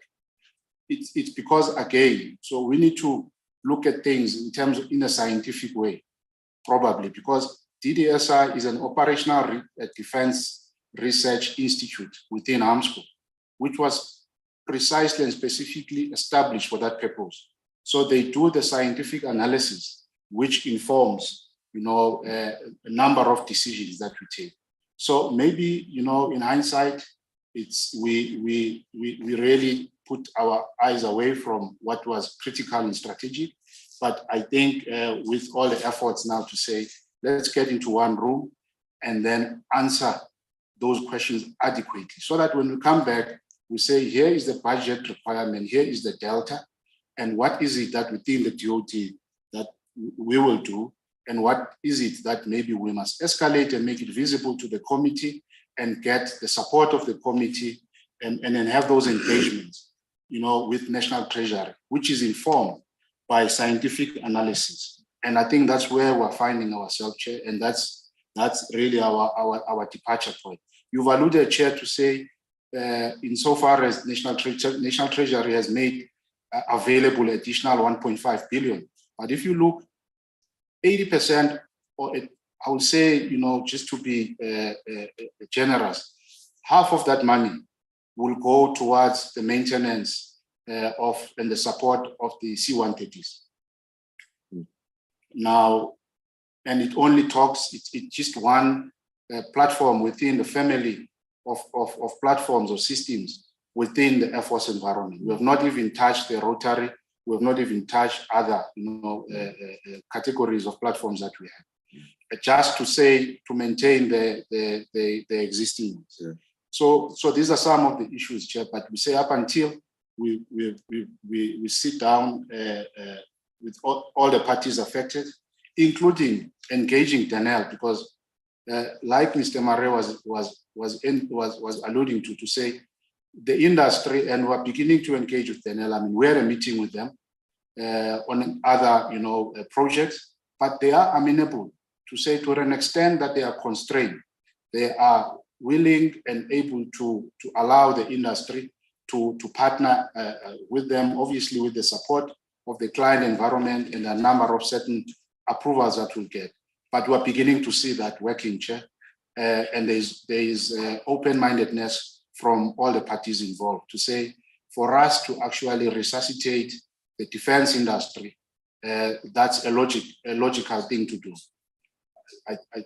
With that, Chair, those few comments I've made, I'll hand over to Mr. Tefu just to deal with issues of transformation as raised by Mr. Motley, and then I'll ask Mr. Frisell to just deal with some of the questions that were raised by Ms. Bukas, as well as Mr. Murray. Thank you. There was a question of how much did it cost you to remain within the spares pool contract that yes. You had to take the decision to pull out to save cost? Yes. That question, you are allocating it to Mr. Frisell? No, Mr. Or you have to deal with it yourself? That is itching. Mr. Tefu is itching to deal with that question. Okay, fine. All right. It's also critical because it's in the same league as this DDSI question. Yes. Good evening, Chair, members of the committee, Deputy Minister, as well as the acting Secretary. You're quite right, Chair. I wanted to deal with the issue of the participation in the spares pools. As it was indicated, Chair, we abandoned the participation in the spares pools because of the limitation in the funding. I think it was just indicated 4 or 5 years ago. So, Chair, what we will do here is that we'll then crunch the numbers, looking at the period in which we ceased participating in the spares pools to date, and see how much it will cost today if we were to, for example, reintroduce participation in the spares pools. Once we have the requisite numbers, we'll then share them with the committee, Chair. Dealing with the issue of that was raised by Honorable Motley with regard to the issue of the conclusion of the umbrella agreements and to what extent does this transformational imperatives fund application, Chair. I can assure the committee that the Defense Sector Code applies to AMSCO. And whatever procurement that we embark upon, we always have to ensure that we implement the transformational objectives as envisaged in the Defense Sector Code.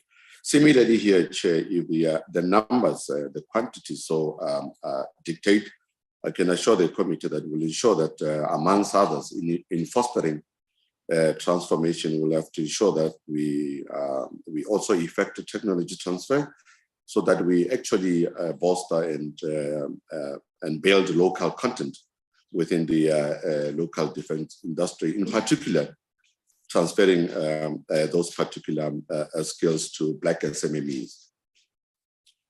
On the issue of that Honorable Björkes raised on the alternative sourcing arrangement in terms of the spare part, Chair, I can state that Denel is aware of the alternative sourcing arrangement, whatever arrangement that we come up with.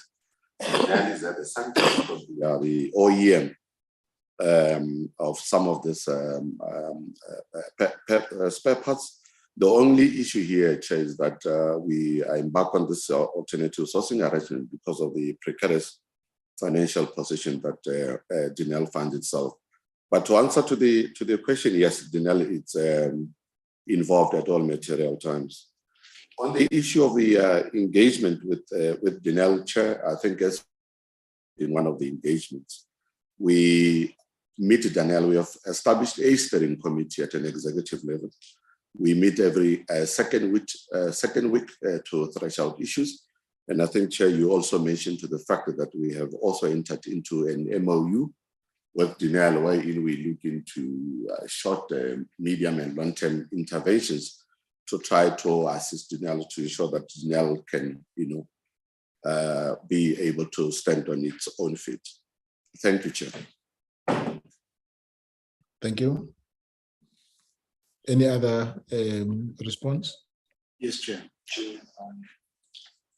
think the only outstanding questions that have not been answered yet is Honorable Marie had a question about the data packs that relates to the response that Mr. Tefu gave now. We did have a problem with Denel. We requested the data packs from Denel some time ago. They were at that stage not willing to surrender the data packs. Our CEO has intervened and they have had discussions with Denel, and those data packs are now being made available to us, Chair. So that problem is being resolved. Chair, the only other question from Mutle related to the OEMs and why do we not move away from the OEMs? Chair, where possible, we have moved away from OEMs. There are different reasons why, for some equipment types, we do have to remain with the OEM at this point in time, primarily the aircraft environment.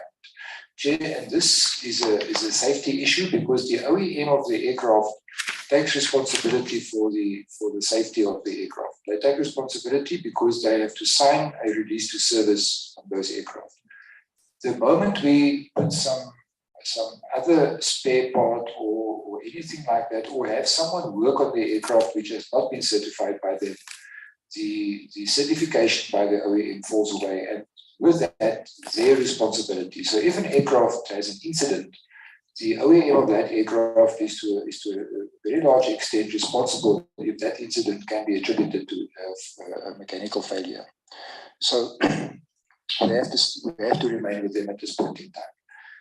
There were examples previously where the Air Force themselves assumed the responsibility for the certification of the aircraft. For example, in the case of the Cheetah aircraft, of the Mirage aircraft which we had, the Department of the South African Air Force had a very strong directorate system integrity who could perform those analyses, who could sign off the release to service for these aircraft.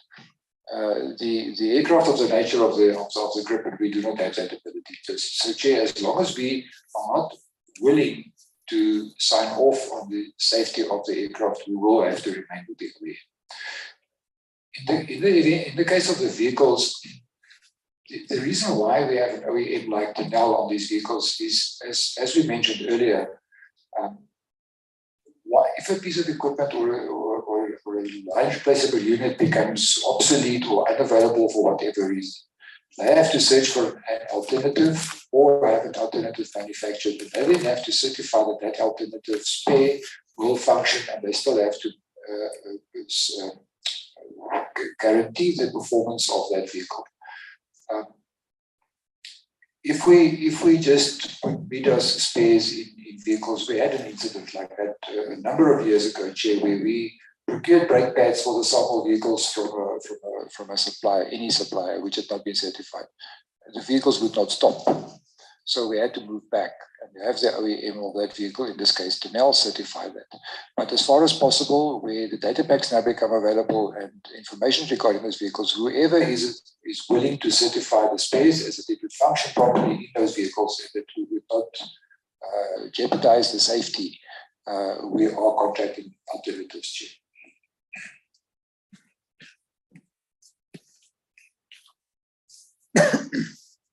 Thank you, Chair. Thank you very much. All right.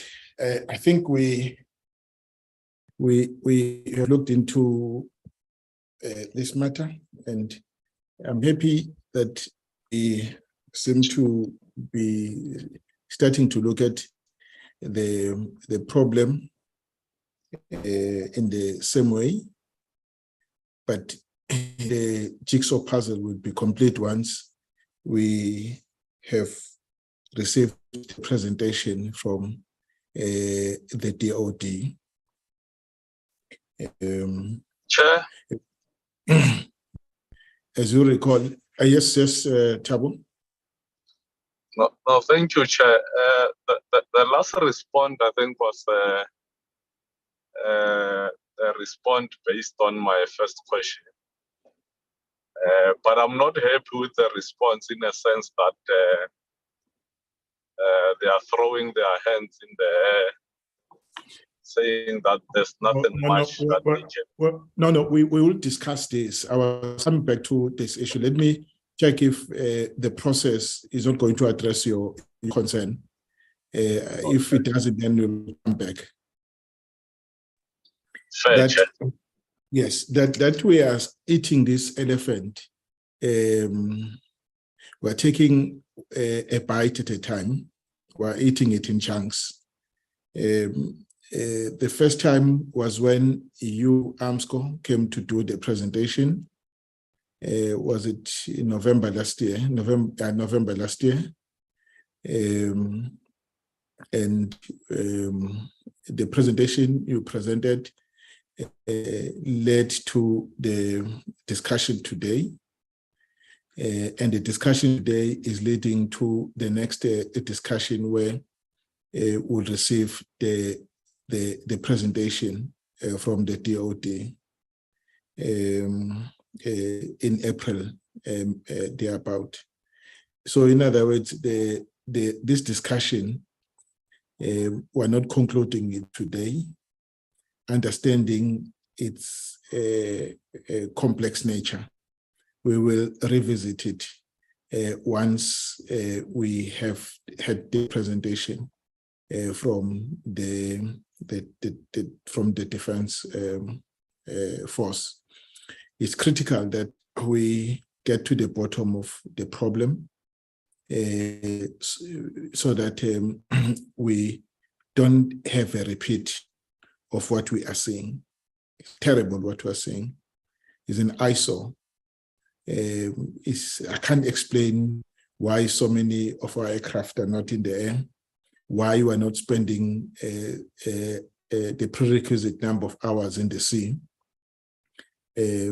Put differently, why you have so many of our submarines, frigates, Navy platforms not in the sea.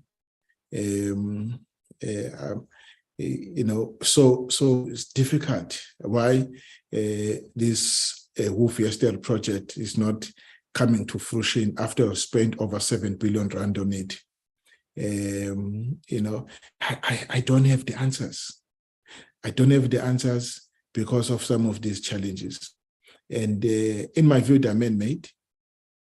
And so we've got to address them.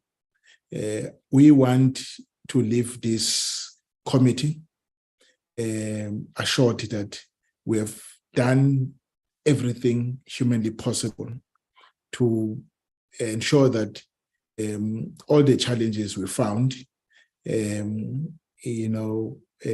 are attended to, because they are all about the mandate of the Defence Force, which gives us the mandate as the portfolio committee. So that is the point, which therefore means that any matter that has not been adequately canvassed today, we still have another time to revisit. Thabo, does this not cover you for the next time? No, I'll be covered as long as they will come up with a plan as opposed to throwing hands in there. Okay, no. Please just take note of that. The aim is that they must disrupt these monopolies and cartels. Exactly. Okay, they are taking note of that issue, and when we discuss it, maybe they will have an improved response to the question. And DM, we have reached this point now.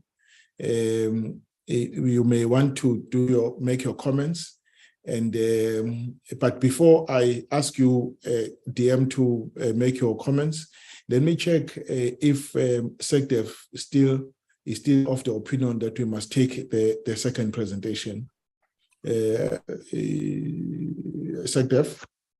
Thank you, Chairs. Thank you very much. The presentation was going to give the status of the projects that AMSCO, that are within the environment of AMSCO, and our level of satisfaction in that regard. So I understand that General Kwete has indicated in a more subtle way that there is misalignment, and therefore it means the satisfaction is not that much. So I would agree with standing down, but I will defer the final decision to the DM. Standing down, go to this workshop and research workshop, but make sure that we then unpack all the issues that they intended to do there, as well as the questions that the Joint Standing Committee asked, so that when we come back with a comprehensive presentation that will have a way forward. Because the issues, Chair, are not just only funding about space. It's multifaceted, but I wouldn't want us to contradict each other on this platform. Allow us then to go and unpack all the challenges or the root causes of why we have a problem with space, so that then when we come back to you, we come with very solid proposals and way forward. But I'll defer to the DM for a final decision. Thank you, Chair. Thank you very much. DM?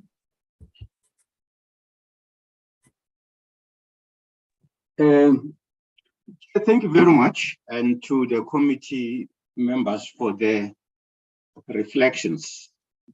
For their reflections on the state of our primary mission equipment, which is, as you know, elaborated, a function of our ability to service these systems, and emphasizing the point that our defense industry is indeed part of our defense capability. You can't divorce defense capability from what the strength of your defense industry is. I think we have a proposed, way forward by way of what is going to be the next step from here. I would agree with the sector that we allow for this workshop to take place, where we will grind the sausage, so to speak, to use the language of the former chief of the Defense Force. We grind the sausage and come back with a submission that to some degree can address some of the concerns that were raised here today. I just want to say that the members of the Joint Standing Committee are correct to say it is indeed puzzling that the proactive maintenance practice should be presented as a novel idea. When we assumed that that would be the way the world turns around in the environment of systems acquisition that the Armscor is involved in. It can't be reactive, it has to be proactive. And we just assume that we have people who are technically trained and educated to handle this, because it's a specialized endeavor. As you would have heard from some of the comments made, and I'm not surprised that to be involved in maintenance and the procurement of spares may require that you sit behind a desk and made to understand certain principles and rules of thumb about how that business is handled. Chair, it's really mind-boggling that we are talking about the Armscor, which at the point of the political settlement in this country was responsible for a budget of 26.2 billion. 26.2 billion. That's what the defense spending on the capital acquisition was at the time. And that we do not have people who understand that the maintenance of equipment has to be done proactively. And you've got systems in place that tells you that this type of spares are required. These are the time lists that must always be observed, the amounts that must be procured, and all of those things. I'm just saying that it sounds like the systems have kind of weakened in some respects. It's something which the management of Denel, the board of Denel, of Armscor, should look into, especially because you see, Honorable Chair and members, there is unhappiness that Denel is still where it is as far as accountability in government is still with public enterprises. There is an in-principle decision that it must come to the line function department to defense. And coming to the Department of Defense, it means Denel must come under Armscor, because it's not like it's going to be handled directly by the Department of Defense. It's going to be under Armscor as an entity under Armscor. So what it means that Armscor itself must have, capacities and systems to handle the volume of activity that it will have to be engaged, responsible for, with Denel now within its own stable. But not to waste the committee's time, I would say that, we should come back as proposed in April, as the projections are that we will be ready to share solutions to the concerns the members of the committee have expressed. The last point, it's a matter, it's just an observation. Honorable Murray was saying we need more regular reports on challenges around maintenance of prime equipment. Yes, the state of our prime equipment is a strategic issue, but the supervision and management of the work itself speaks to the budgets that are oversighted by the Portfolio Committee of Defense. And it is the Portfolio Committee of Defense that says, here is the money that you have received and we have supported you to get for this financial year. These are the programs and these are the projects. Account for us why you have not done things in particular ways. So I'm just saying that I hear out of frustration, the proposal that we must have more regular reports to the Joint Standing Committee. But my take is that those regular reports are the business of the Portfolio Committee, because it is the Portfolio Committee that is oversighting budget allocation and spending. Yeah, I thought I should just make that point. We do have the commitment, all of us, to revitalize Denel, just to assure Honorable Member Mafanya. That's where we are. We want Denel revitalized. What is it going to take us to achieving that is what we must, as this leadership, on an ongoing basis, hone views around it. Thank you very much. Thank you very much, DM. No, we are together in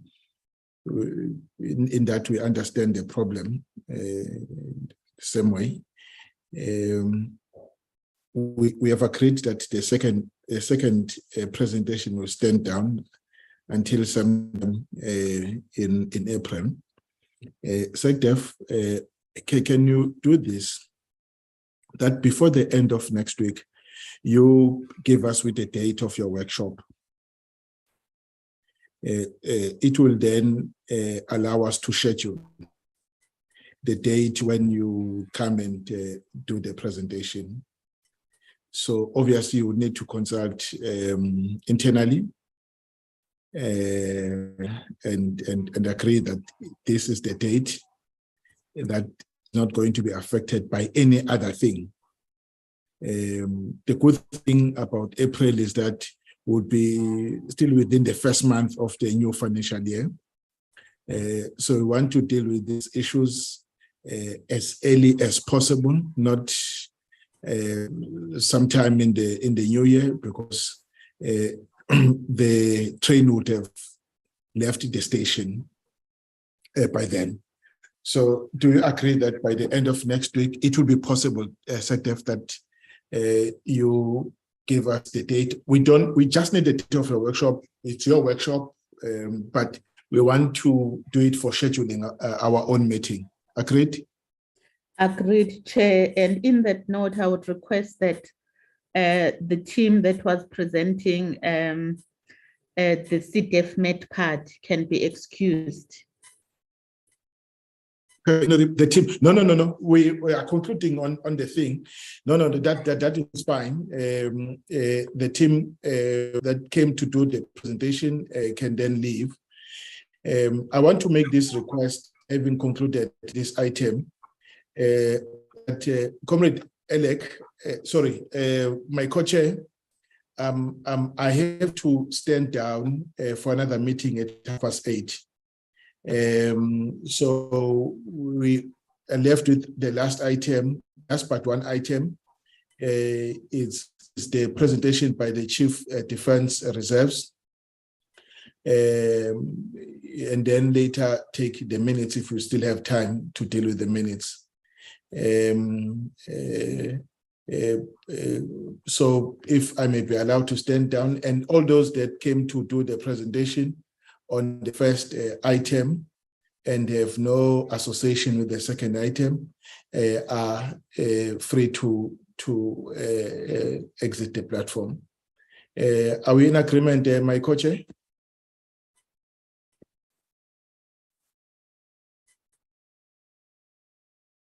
May I ask you to step in?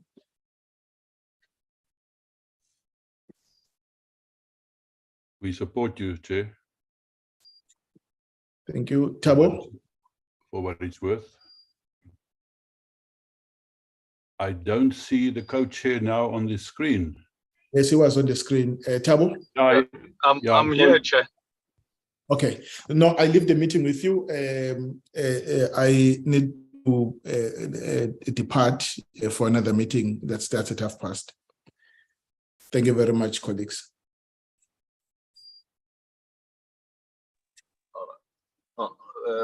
Thank you very much, Chair. Yeah, I will hold the fort for you, Chair, and deal with the item that is left. If they may fly the agenda ahead again so that we don't commit errors, you know, which item we are dealing with.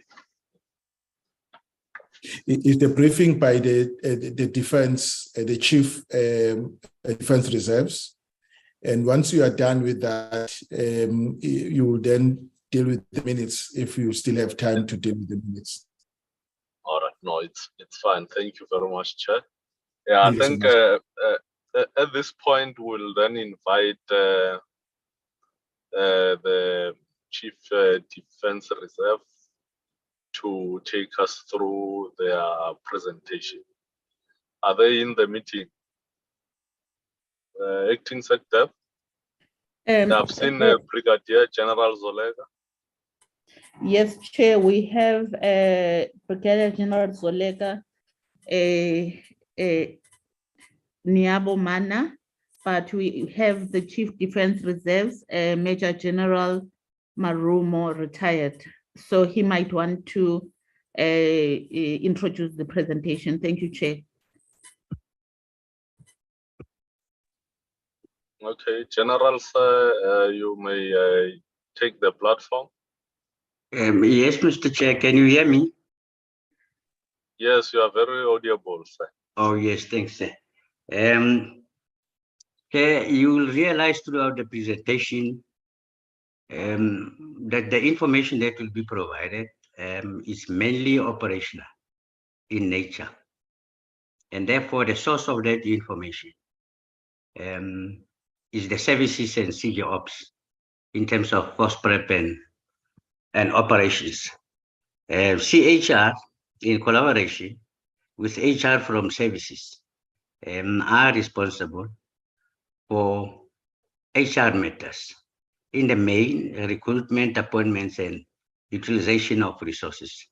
My office, the Office of Chief Reserves, through General Yabo, sorry, excuse me for that, through General Yabo is responsible for collecting that information and packaging it with the purpose of giving direction to services. And therefore, I will ask General Nyabo to proceed with the presentation if you allow, sir. Yeah, permission granted.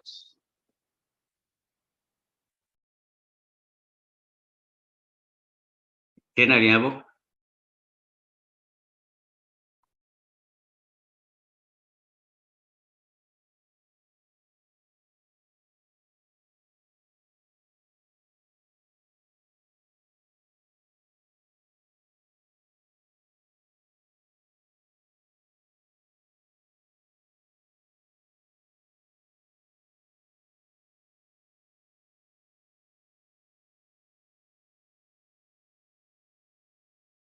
Am I audible now?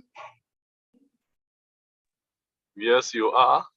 I'm sorry, Deputy Chair. I was trying to share the screen and the computer kicked me out.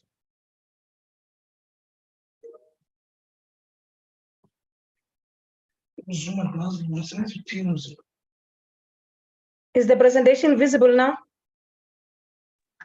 Yeah, it's on. You may proceed. Okay, thank you, sir. I'm sorry for that. The system just kicked me out. if you may do a full screen or slideshow, something like that, because it's still the whole desktop is appearing there. Okay.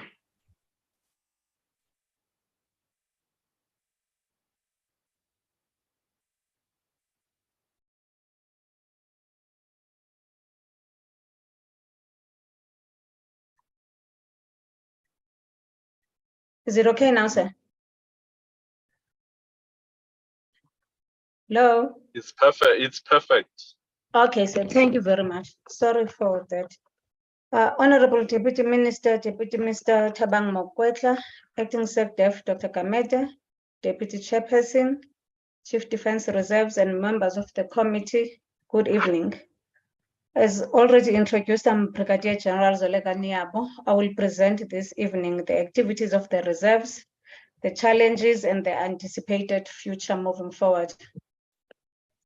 That is the aim of my presentation, as I've just alluded to. And these will be my scope points. The aim that I've just mentioned, the role of the reserves in the department, the continued business case of the reserves in the department, the strength of the reserves in this department relative to the regular force component, the statistics from the financial year 2020 up until end of January this financial year 2023, the reserve utilization per reason code as requested previously, reserve force call-ups, 3-year comparison, the trends up to now, the reserve force strength challenges facing the SANDF reserves, the successes in different services with more specific in the Army as they are the biggest service. Then I will conclude and explain the anticipated future closure and then followed by the discussions. My background is just to illustrate the regulatory framework where the use of the reserves in the department regulates from, which is the Defense Review of 2015, with the function of the reserves as stated there to augment the regular force, to form part of the standing and such military force capability, to provide expansion capability, to provide specialists and scarce skills like the pools of specialists that we have in different services, to provide specialist capabilities also like the doctors, surgeons, and nurses we have in the military health services, and hence the relationship between the defense, public and private sector and community, like the project we had in the VAL, where our reserve force members were deployed. This slide stipulates the business case for the reserves. Reserve force members are cheaper to utilize than the regular force members because we don't have to budget for their pension. We only pay them when they are called up. An example of this is the operation that we have, the ongoing operation that we have, Operation Corona, that of protecting our borders. For instance, continuously, the strength of the reserves in the borders is 40%. The 40% of the people who constitute the strength there are the reserves, but only 7.6 of the item 10 budget is paid for the reserves, which is in the Army, because we don't have joint forces in the borders yet. It's only the Army that deploys there. With many operations that we have in the past, I think it has been clear that reserves are making and can continue to make a significant contribution in supplementing and augmenting the regular force, because we have not had any operation where reserve force have not been utilized to complement the regular force members. And in most cases, reserve force members are used because there is a shortage in regular force members for different reasons. One of them, which will be combat readiness, then the reserve force members have to be used. Also, in cases where there are structural deficiencies, reserve force members are called up and used for administrative duties, function duties, and other related duties.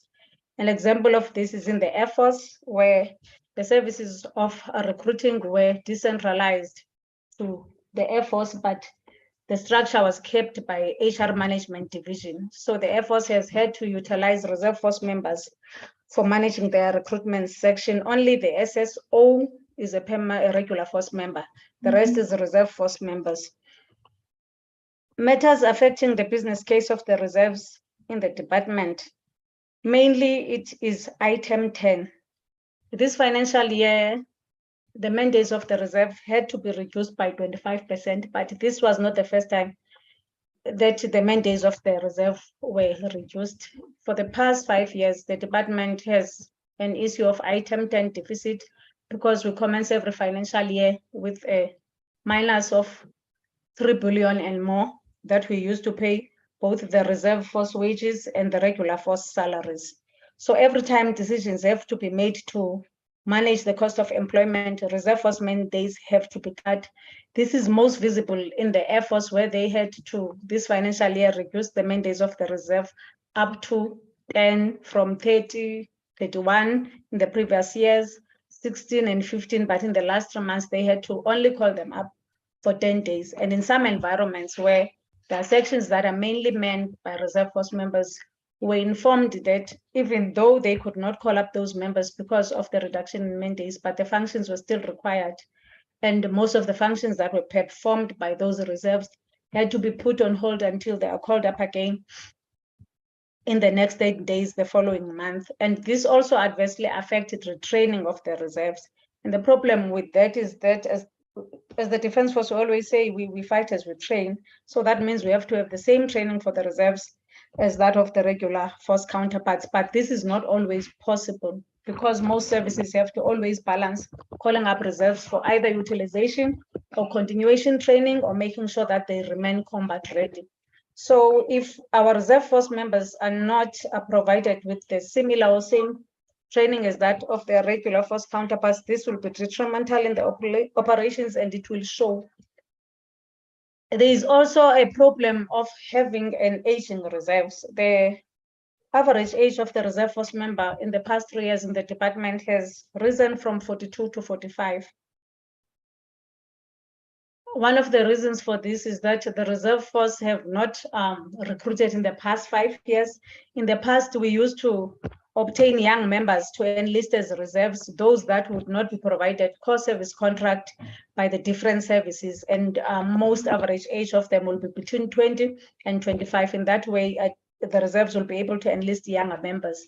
But that has not happened because currently services are recruiting according to their attrition. So at the end of the 2-year MSDS contract, there are no MSDS members that are not provided contract and can be used to rejuvenate the reserves. So now we have reserve is becoming an aging force that is also not adequately trained. And if this continues, reserve force members will not be able to play their role of supplementing and complementing or augmenting the regular force members in deployment, operations, or in offices where there are structural deficiencies, because it's like it's an aging and a force that is faced with extinction if we don't get the item 10 injection that the department desperately requires. Item 10 expenditure for reserves from 1st April 2022 to 31st January 2023. The one that was given was 1,850,815,451. For financial year 2022, it was 2,878,56 and 025. If you see the increase there and consider the number of reserve force members that have been deployed because the commitments have increased with different operations, as you will see in the upcoming slides. The last sentence I've already mentioned that one of the most pressing matters when it comes to business case for the reserve is that we only pay them when we have called them up, and we don't have to, there are no hidden costs, we don't have to provide any pension to them once they are no longer called up or utilized. This is the reserve strength across different services and division from financial year 2020-2021 up until 31st of January 2023. Sorry, that is a typo. The last block is supposed to be 31st January 2023, not 2022. As depicted there, as you can see, the Army being the biggest force, the land forces, with the strength of 13,327. It reduced to 13,202. And one of the reasons is also the reduction in man days, and then it reduced further to 12,388. But the projection is that by the end of the financial year, it might be more or less what it was in 2020-2021, the Air Force with 752, and in 2021-2022, 642. As of 31st January this year, 644. The South African Navy, 765. Also decreasing with most, also the divisions, 2,450, SAMs maintaining the following financial year, but also decreasing in this current year because we still have 2 months to go before the end of the financial year. Joint operations, 768. The increase there mainly contributed to the operation, and 767, but the projection for this current financial year is that might be more than the 768 because the difference is only 1 and we still have 2 months to go. Logistic division, 1,196, reducing in the second financial year to 1,165 and reducing further, but it might go back to what it was in the beginning because also we still have 2 months and the trend is the same in most instances, except for here legal where it has reduced but might end up at 91 also because we still have 2 months to go, and legal also has legal officers that are reserve force members, a number of them. And there are other meaning different environments in the department that also utilize the reserves for structural deficiencies where there is no post for a function that is a requirement, then those environment will call reserve force members to supplement.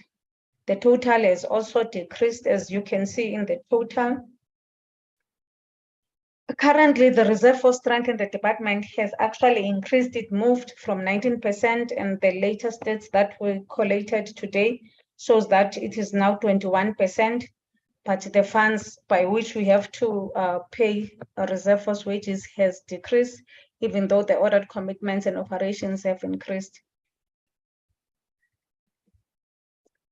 This is a slide that shows the utilization statistics over the same period of financial years from 2020 up to 31st of January 2023. At the end of 2020-2021, the strength of the reserves was 21,027, 21-22, 19,811, as of January, 19,009. But those are not all the members who were called up, because we have about 4,000 members that have not been called up in the past 5 years. There's a project to try and manage that, to try and ascertain whether those members are still available for call-ups, are they still combat ready, or if they are even still alive, so that we can clean the system. That is a project that we're doing together with CETA and CMI. Those that have been called up in the financial year 2020-2021 are 15,037, 21-22, 13,802. As of January, end of January this year, 12,744. Another attributing factor to those numbers decreasing is that different services and divisions, when they have vacancies and there is a reserve force member that meets their requirement and fits the profile, then they translate that member into a regular force member. The Army, for instance, I know last year they translated 120, the Air Force 40, and the Navy 5. Those who have been called up in the last 2 years and are active, like I've already said, is just above 15,000, not all of that 21,000 and 19,000. 21-22, 13,889. As of end of January this year, 13,889. The main days budgeted in 2020-2021, they were 2,603,821. And then 21-22, there were 2,601,591. And then there was that anticipated reduction. Interesting thing is that from 21-22, even with that 2,601,591, the department overspent on their mandates because of the requirements of operation and deployment and augmenting different environments. But because of the continued budget cuts that we've already alluded to and the deficiencies in item 10, the mandates were now reduced to 1.9, and projection is that most environment will overspend again this year, because the Army already in November, they had already utilized the mandates that were allocated to them. in line with the 25% reduction, so that they will definitely overspend. SAMS as well, they rely not only for doctors and nurses, for guards that secure their buildings, which houses expensive medicine, they solely rely on reserves. It is the reserve force members that guard SAMS building.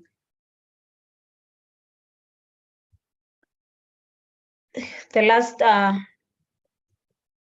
block is the over expenditure days that has already happened and the anticipated one. For 2020-21, it was 663,331, which is almost 20%. 21-22, 163,650, almost 6% over expenditure. As of January 2023, it's almost 20%, and it's definitely going to increase because we still have 2 months to go. This is the slide that is going to speak in showing the business case and the role that the reserves play in making sure that the department delivers on its mandate. For instance, Operation Corona, the total deployment, the reserve force both and regular, it was 2,725. 1,083 of those were reserve force members. This amounted to 40% of the total strength in the Operation Corona, and this is continuous. This is always the case.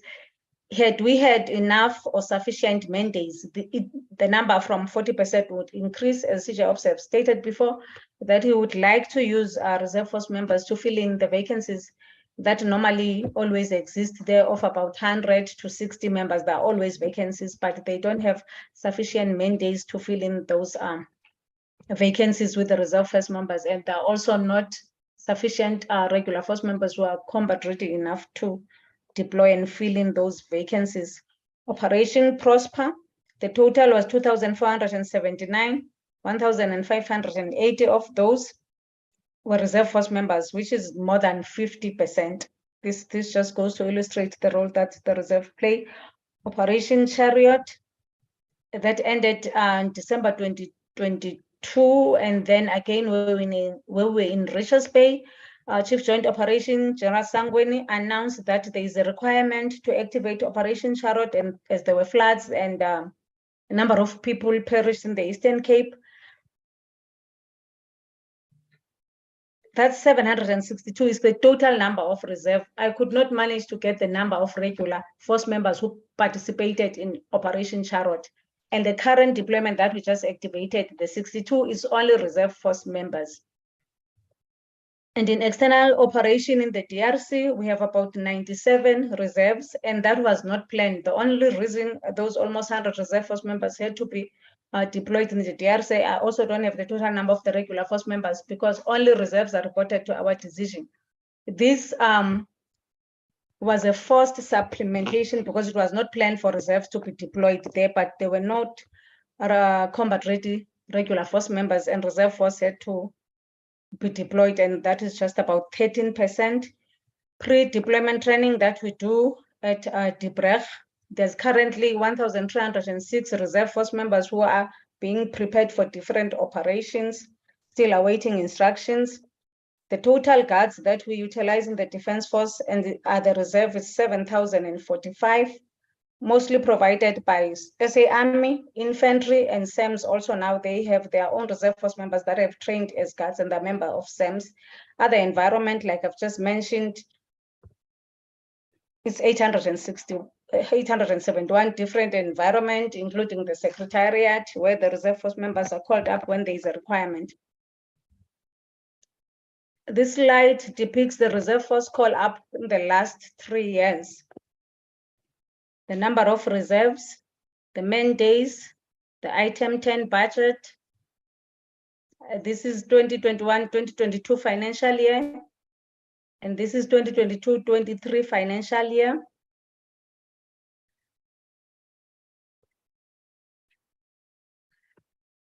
The overall challenges faced by our reserve force component in the department is the continuous reducement days. Like I've said before, the 25% reduction from 2.6 to 1.9, it was not the first one, because every financial year we have these item 10 deficit reserve force mandates had been reduced and adjusted, but now it's just getting worse, with the worst case scenario being the Air Force, where members were reduced from 31 days to 10 days, which is not sufficient for both utilization and continuous training. The impact of that is that not all force employment goals will be fulfilled if we continue in this trajectory. Different services have provided different mitigation. Mitigation by Army was to, like I've already said, translate about 102 reserve force members into regular force core service system, which is a regular force contract. The Air Force, they have reduced their main days from 16 days to 10 days in the last 3 months, and they've translated 42 reserve force members into the core service contract, meaning regular force members, so that they can adhere to the with reduced 25% mandates and keep within their budget and not overspend like the Army had to. The SA Navy, they focus on 2 ways: non-continuous soil collapse in the support environment and continuous.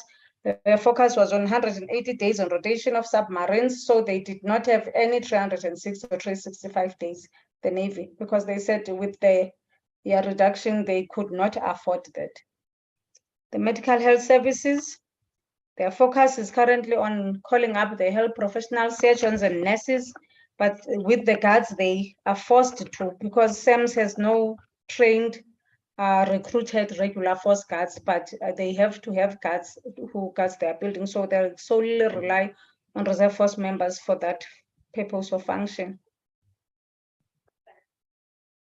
Continued challenges, another impact of the reducement days, and item 10 deficit on the reserve force members is that they're failing to establish their leader group. Like we used to have university reserve training program where we would recruit university students and graduates to become reserves and belong to certain units, different services, where after they qualify, they can enlist as full-time reserves, and others eventually translate into regular force members. But most services can no longer afford this, so it's done in a very small scale, because with the limited mandates that they have to weigh the balances, whether we call up people to utilize them, or we call people up to train them and then later utilize them. Because if you recruit a university student, they know nothing about the military. They must first go to basics, because they are graduate, most probably they become officers, they have to go to officers, and that involves SNTs as well. So most services can no longer maintain the leader group development because of that. Like I've already said, we can't rejuvenate. There's no way we can't get the 2-stream line of recruitment that we hoped we will get, where MSDS will be recruited as regular force members and then as reserve force members. The reserves have not recruited in the past 5 years, so that means there has not been any injection of young soldiers in enlisting into the reserve force component. Certain services and division cannot send people on courses. This I've already mentioned, because if you send a person on course, you can't call them up for 10 days like the Air Force has done. If a person is on course, then the call up is 31 days. Then there's SNT. Most services with the budget that they have and the reduction in mandates can no longer afford this. So there is a need to revive the University Reserve Training Program in all services. We've discussed it with the services and they all said they still need it, but they cannot afford it. Because in the Air Force, it's pilots and engineers, SAMs, they used to do it with doctors and specialist nurses that we don't have much in the department, things like ICU nurses. So they don't come cheap, they're expensive. So now even those services still require these lawyers in the Army, but they can't afford it. This I've already mentioned, the item 10 deficit and reduction in mandates has adversely impacted continuation training. This can affect adversely as well combat readiness, and operations can compromise operations if the level of training is not the same. Lack of feeder system, like I've already mentioned, we no longer get MSDS members who are not provided with core service contract, because now services are recruiting according to their attrition. So there are no youngsters that are enlisting as reserves anymore. So the reserve force component is faced with burden of becoming an agent force, with the current average age being 45 from 42 in the past 2 years. Continue with the challenges. The department still needs to further define the concept of the one force concept. This one is internal. There are so many inconsistencies between different services and division in defining what the one force concept is. Hence, we're still struggling with some environment refusing for reserve force members to be given medical treatment when they go to either our sick base or military hospital because they are reserve force members. Even when they are called up, they are expected to go to public hospitals at times, but this is something we are trying to resolve between the CHR, Chief Defense Reserves, and the Surgeon General. Also, the one force concept refers as well to training, and in us trying to make sure that the reserve force members are also getting the same training, is that now services are expected to have at least 10% representativity of reserves in all our training in the department. The Army is already doing this. Other services are still struggling with doing it, even though they want to, but they cannot afford to, because they're saying even though they want to send the reserve force members on training, some training is 3 months, 6 months, up to a year, which is 12 months. They don't have enough mandates to call them up for those 31 days and pay their SNT. So this is why we're really pleading with the committee to assist us intervene between the department and National Treasury. If we continue to begin each and every financial year in an item 10 deficit, the reserve force members will not be sustainable and they will not be able to continue delivering on their mandate, that of supplementing the regular force members. There is a need for the development of these 4 types of reserves. The other ones we have to a certain extent. For instance, the conventional reserve function that serves as search capability. This we have. The immediate deployable capability we have, because our reserve force members are always supplementing the deployments. The Mzansi Home Guard is still a concept that is within an army, where they would like for all the provinces to have reserve force members that will assist with intelligence gathering, especially in areas where we have borders. The specialist capability we have to a certain extent. There is a pool of specialists in the army with lawyers and other expertise that are required. There are nurses and surgeons at SAMS. There are Air Force and pilots, and there are pilots and engineers in the Air Force. There are marine pilots and engineers in the Navy as well, but to a limited amount. So the others we have is only Mzansi Home Guard that is still a concept, but still the ones that we have, they're in a risk of not existing anymore because of the item 10 deficit and the reduced mandates. The South African National Defence Force Reserve component is faced with the following challenges: huge lack of resources and manpower for non-infantry units, and loss of critical mass in other corps such as artillery, ATA, armor, engineer and support. This one, and technical service corps. These are in the army. In the other services I've already mentioned.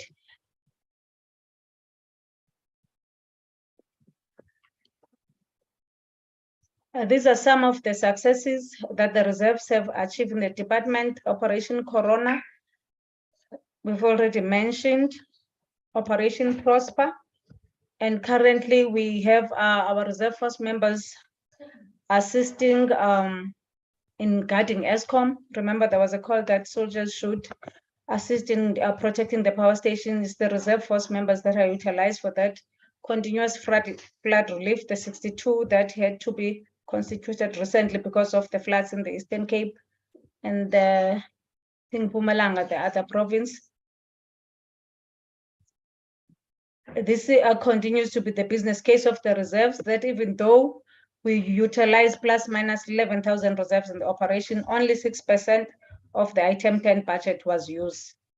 So if you look at the effort that has been put in and the percentage of the budget that is used, this continues to speak for the business case of the reserves, that it is cheaper to utilize the reserves. Hence, we have to continue maintaining this component. I've already mentioned that they've provided 40% of strength in Operation Corona. There's also successful implementation that are linked to Project Kubatlala that continues to reskill the reserves. They reskilled them on water purification, plumbing in KZN, and bricklaying in the Eastern Cape. And these are the skills that our reserve force members can utilize in assisting the department, because now Public Works will give back the functions of managing infrastructure to the reserve. And we know Works Formation does not have sufficient capacity to perform all these functions. So with the reserve force members that we have in the database, that we have already skilled in some of these skills that will be required, then reserve force members can be utilized. Telkom also 2 years ago trained our reserve force members in coding and data sciences. That should we have established the cyber command that we anticipate, then some of our reserve force members will already have IT-related qualification, and maybe further training can be provided so that they can form part of that cyber command. I've already mentioned that some members have been skilled in water purification. They can assist our engineers when we deploy, can save some money and not have to buy money and utilize, if we have equipment, some of the reserve force members that have been trained for that. And this is a skill that someone can even use to earn some income when they are not called up in environments where they are called up 10 to 15 days. We also have reserve force members who are mechanics, who are assisting with Operation Tusano and the Army in fixing and maintaining vehicles. Also chaplains, they have a large number of reserves when they are still waiting for, because they have to be given slots to recruit and they're not always sufficient. And we know each and every operation and unit has to have a chaplain, so they rely heavily as well on reserves, the chaplains. In conclusion, I think everything that I've already explained on the previous slides confirm the strategic purpose of the reserves, and that we need to reprioritize the roles of the reserve force and make sure that we maintain the reserve force component. But currently, with the status quo, it does not look as if the department will be able to maintain this force if nothing changes. We continue to reinforce the business case, of course, like I've already said, and we're planning to develop those type of reserves. The others we still have, but to a very limited extent, and the others are still concept, but all this requires the injection of the item 10, because most of the things rely on the item 10, and most of the matters are restricted by item 10. Because we also, like I've already said, address the aging force. Reserve force members are just an aging force, there's no injection. The others retire, the others pass on, they just continue to grow. The average age has risen from 42 to 45. Chances are when I present next year, it would have risen to 47 if nothing changes.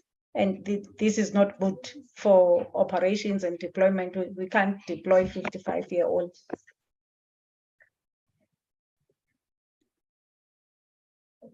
Continuation training, like I already said, is adversely impacted. And if we continue to compromise training, then the operations will also be compromised. We need to enhance leader group. We need to revive the university reserve training program, because most services, as they have already stated, there's still a requirement, it's just not affordable at this stage. All services, we must assist them to adhere to the 10% representativity on courses. Currently, only the Army is doing this. The other services, even though they would like to do it as they've previously stated, but they cannot afford to. As the department, we need to continue to define the one force concept to ensure that there's consistency in application. We need to support the current management of the reserves. Most reserve force members stay in one rank from a period of 10 to 20 years. And this affects their morale adversely. We need to continue reskilling our reserve force members, even those who are not overaged, so that when they are not called up, they have a skill that they can live on. We need to continue to implement measures to protect our reserve force members from abuse, and this we continue to do. In the past, there was a report that the reserve force system was found to be a very vulnerable to abuse, as people will rely on one person for their call up, and all sort of things were alleged to have happened. And then we wrote to the services that there must be call up committees so that the system by which a person is called up is transparent, and you can point out that these were the requirements, this was the profile, and the member fit or did not fit the profile in this way or the other way.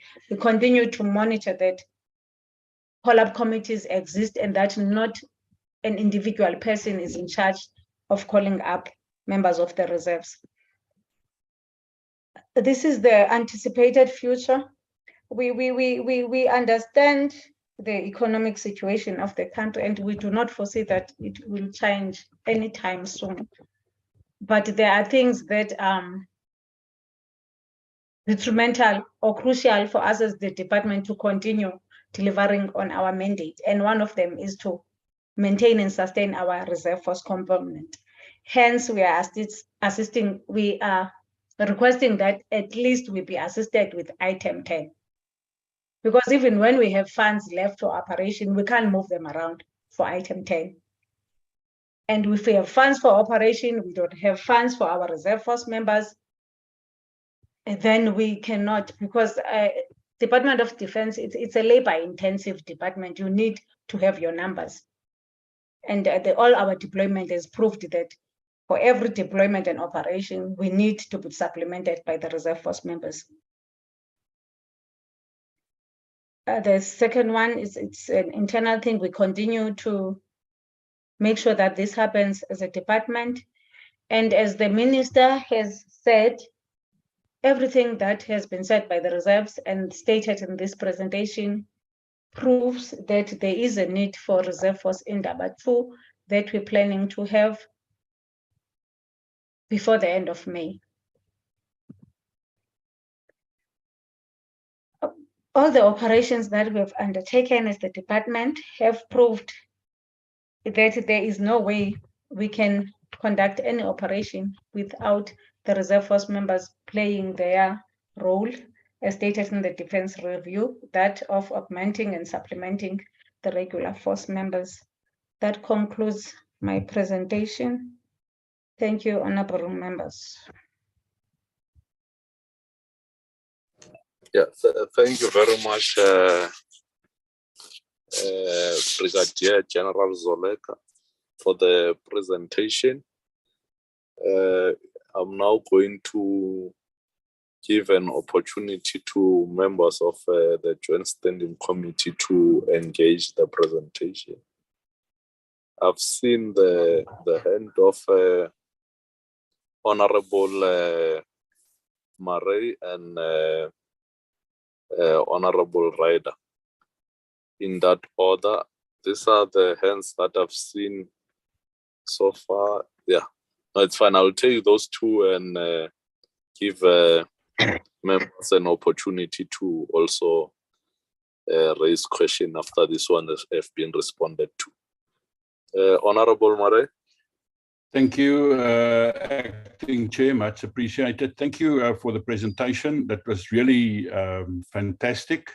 It gives a very good picture. Unfortunately, on the one side, it confirms our absolute reliance on the reserve force. And on the other side, it gives an enormous bleak picture in terms of the future. If I can just, re-emphasize, the current 2015 Defense Review has put an enormous emphasis on a bigger and an increased reserve force component and a smaller regular force component. And I am glad that the presenter confirms that it actually costs the department cheaper to enroll or to use reserve force than regular force. So my first question is just with regards to there's sometimes a lot of confusion out there in terms of the role of the reserve force, and then on the one that is a concern is the regiments. How do the reserve force and the regiments work together? The regiments as a feeder scheme, but also as a base for the reserve force members. So what role do they play, and also in terms of a feeder scheme and the rejuvenation mechanism? Then I have just wondered about the role and the functions of the Reserve Force Council. The Reserve Force Council is supposed to be a statutory body that is specifically for the Reserve Force and the support to the Reserve Force members. I have not seen any mention about the role of the Reserve Force Council and what they can play on how to address rejuvenation, the feeder channel of Reserve Force members, all the challenges that you have highlighted, and how they, as a advisory council to the minister, and they are a statutory body, what role they can play to make sure that we don't experience a situation where the age of our Reserve Force members is getting so high that they also become not efficient and really in support of what we need to do. I just want to mention that right at the end, you say the important role of in Notlela and Prosper, but remember also Corona and Mistral, and probably Vakela to a certain extent. We cannot do any of those without the Reserve Force, and that confirms the importance and why we need to look after the Reserve Force and making sure. I just want to raise one matter, Chairperson. If you look at the South African Air Force, currently the squadron at Eysterplaat, which is supposed to supplement our maritime patrol capabilities, they do not get called up anymore. And remember, they use their own private aircraft to basically provide the service to the Defence Force in the aircraft that we do not have. So it is so important that we must have a very strong look in terms of budget. I just want to mention the budget is not the problem of the Reserve Force, because the money must be provided. If Reserve Force members are called up, the money must be there, bottom line. So we have to find a very quickly something that can help us dealing with the challenges of the Reserve Force. We cannot do without them. We are totally dependent. I also am happy with the one point that was mentioned, and that is the Reserve Force mechanics and the mention of Project Tusano. I've always maintained the view that we have got Reserve Force members that can maintain our vehicles. Some of them were actually involved in the manufacturing of those vehicles. So we should actually use military veterans and Reserve Force members for that purpose. The one thing that we have heard of in the past, there are two things, is the one force concept, and they've always promoted that as a standing. There's no doubt about that. Whilst tonight we hear it is a challenge. The other problem that we've got is the Mzansi Home Guard, a very pure and a fantastic concept. But if the Mzansi Home Guard cannot stand on its own feet and with its own budget, it is highly unlikely that the Mzansi Home Guard will ever get off the ground, because they must now compete with the Defence Force and the regular force for the same money. So I want to ask that the Reserve Force must work together with the Reserve Force Council, so that you come up with a one force concept from the reserve side, so that we have got all the workable options on the table.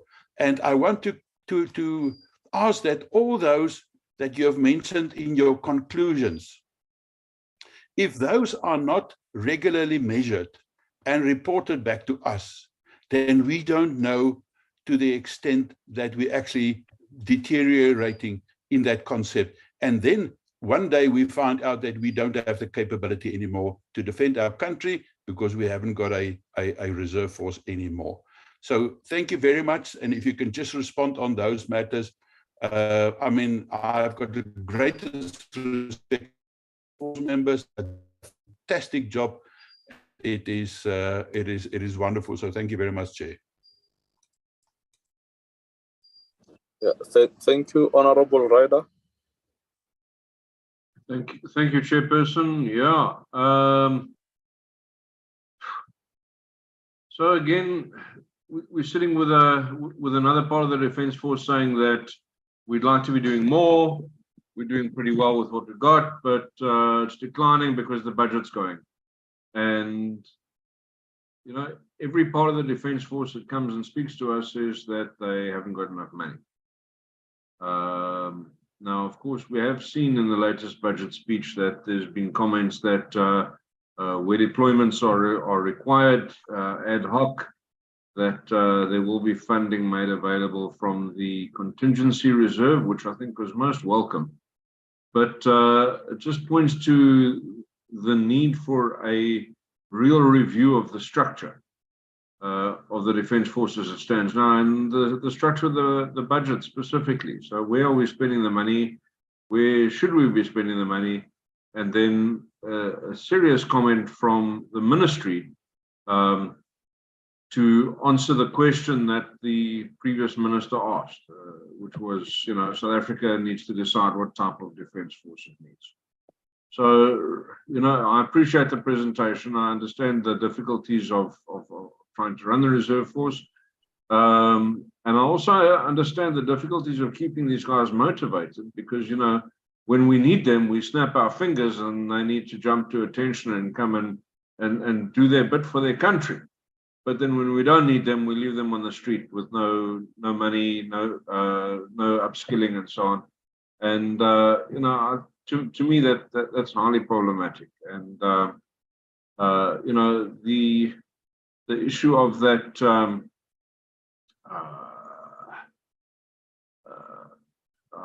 the URTP, the University Reserve Training Program, and the discontinuation of it for financial reasons. It's a very hard pill to swallow for a lot of people that were trying to improve themselves. So yeah, we need to hear from the department what they're going to do to fix the budget and make sure that we're spending money in the right places. And then from the minister to hear about the battles and the fights that are happening in the cabinet when it comes time for working out how to cut up the pie. Thanks, Chair. All right, thank you, Honorable Ryder. Maybe in addition to the two, someone you will come and respond. General Zolega, just take note that the perspective of one force concept as outlined, it has a purpose and a meaning that should not exclude the reserve force. Therefore, the recruitment that has been done by the Defence Force, to what an extent or what is the percentage that then becomes a feeder to the reserve force? Because in your presentation, it is clear that year in, year out, the numbers are reducing or dwindling down. And the impact of those reductions, we might not realize it today, but in future is going to haunt us. And if we are not adequately adhering to those ratios that have been determined to balance the reserve force as well as the regular or the permanent force, to have an holistic force that will complement each other. If you can clarify that, and how is the concept that we are talking about influencing those processes, or is just the concept when it comes to processes, it's being ignored? Yeah, thank you very much. Over to you. I'm not sure whether you'll respond alone or the chief will also assist in that regard. I will be guided by you. Can you hear me, sir? Am I audible? Yes, you are very much audible. Yeah. Maybe General Marumo with the one of the regiments, he can come in and assist, but I will try, because the regiments only belong in the army with the services. Him coming from the army, maybe he might have a knowledge. What I know is that as the division, we support the regiments with everything that they require. But even though they might have young members, the services cannot really recruit them to assist with rejuvenation for the very same reasons that I've been mentioning throughout the presentation, that the services cannot recruit reserves, even though they want to. Chief Army, for instance, even came with the numbers in the MCC that he would like to recruit, but we cannot recruit. And what Deputy Chairperson, you've just asked, what the impact of recruitment, does it assist us? If you remember in one slide, I did say that in the past, we used to rejuvenate by taking those MSDS members that would not be given the core service contract at the end of the 2 years. But that does not happen anymore, because now services recruit according to their attrition. They recruit people that they know after the 2 years of serving as MSDS members, they have vacancies for them. People will be retiring, then they will fill those vacancies with them. So there's nothing that comes to the reserves. So even if the regiment has youth that can rejuvenate the reserve force component, we don't have any budget to recruit the reserves. The problem is that we requested the 2 streams of recruitment, where we said there will be MSDS for regulars and another stream for reserve force members. Even though it was approved, the department cannot afford it. The Honorable Mr. Ryder said maybe the department must decide how it uses the funds, whether they're required to assist with this. The problem, this is my understanding, that Dr. Kameto will also come in to assist me. My understanding is that when it comes to item 10, currently there is nothing that the department can do, because what I've been doing, even for regular force members, is that with every item 10 deficit, we will move funds to make sure that we pay either the reserve force wages or salaries, and that becomes a regular expenditure. So within the department, there's nothing we can do to resolve this item 10 deficit problem. That now is adversely continuing to affect the reserves to a point where we will not even have sufficient reserves to deliver on our mandate. I don't think there's anything the department can do with that regard. But like I said, Dr. Kameto will assist if it's not sufficient. And Honorable Mr. Murray, the Regiment 1, I have tried. RFC, yes, we have a working relationship with the RFC, and they also have a role to assist with the rejuvenation, because they also have a budget where they assist the reserve force members with the military skills, the international military skills that they do. There was also a decision that they must formulate a portal where we will have all our reserve force members that will reside with the RFC and the different skills that they have, so that when we seek reskilling or alternative employment for the reserves, we have this one portal that we can go to.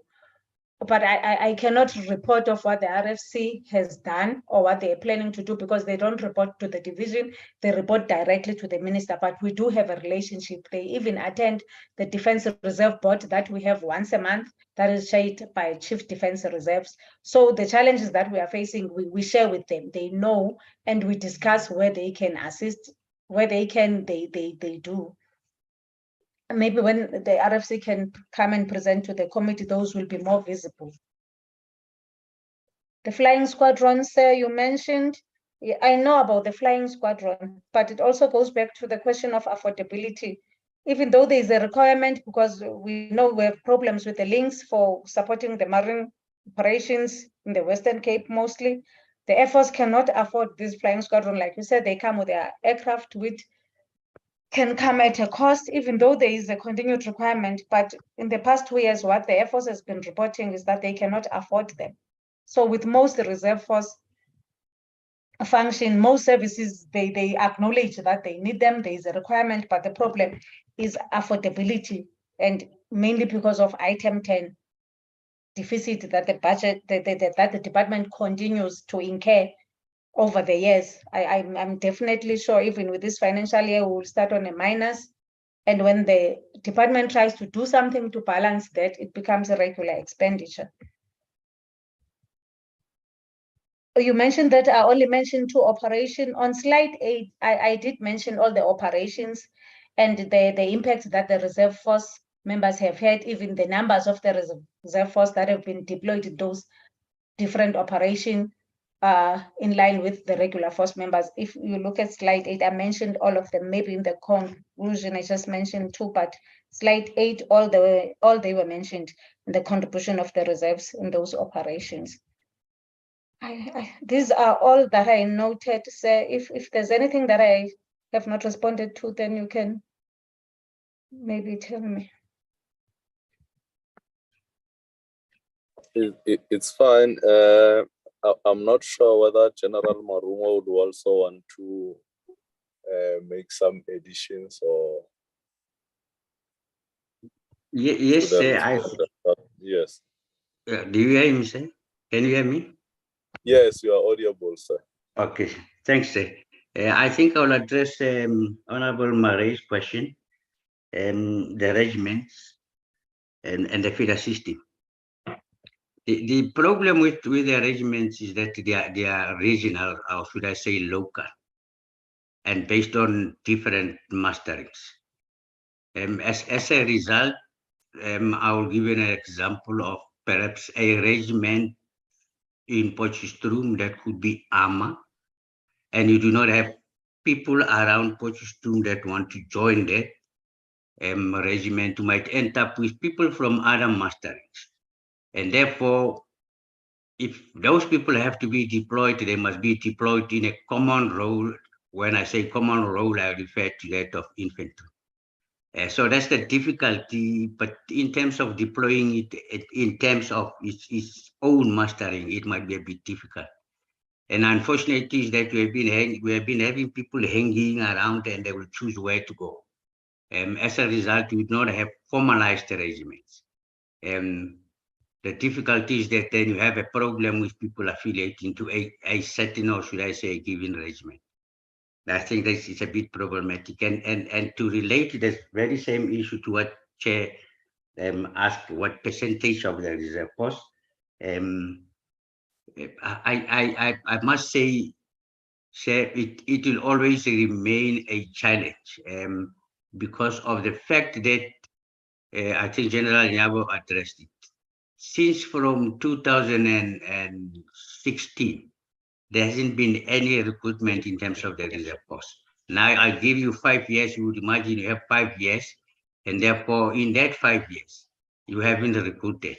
So meaning you're still left with the people that you had 5 years before, and you add 5 years on top of their age. If they were 35, then you have people that are almost 40.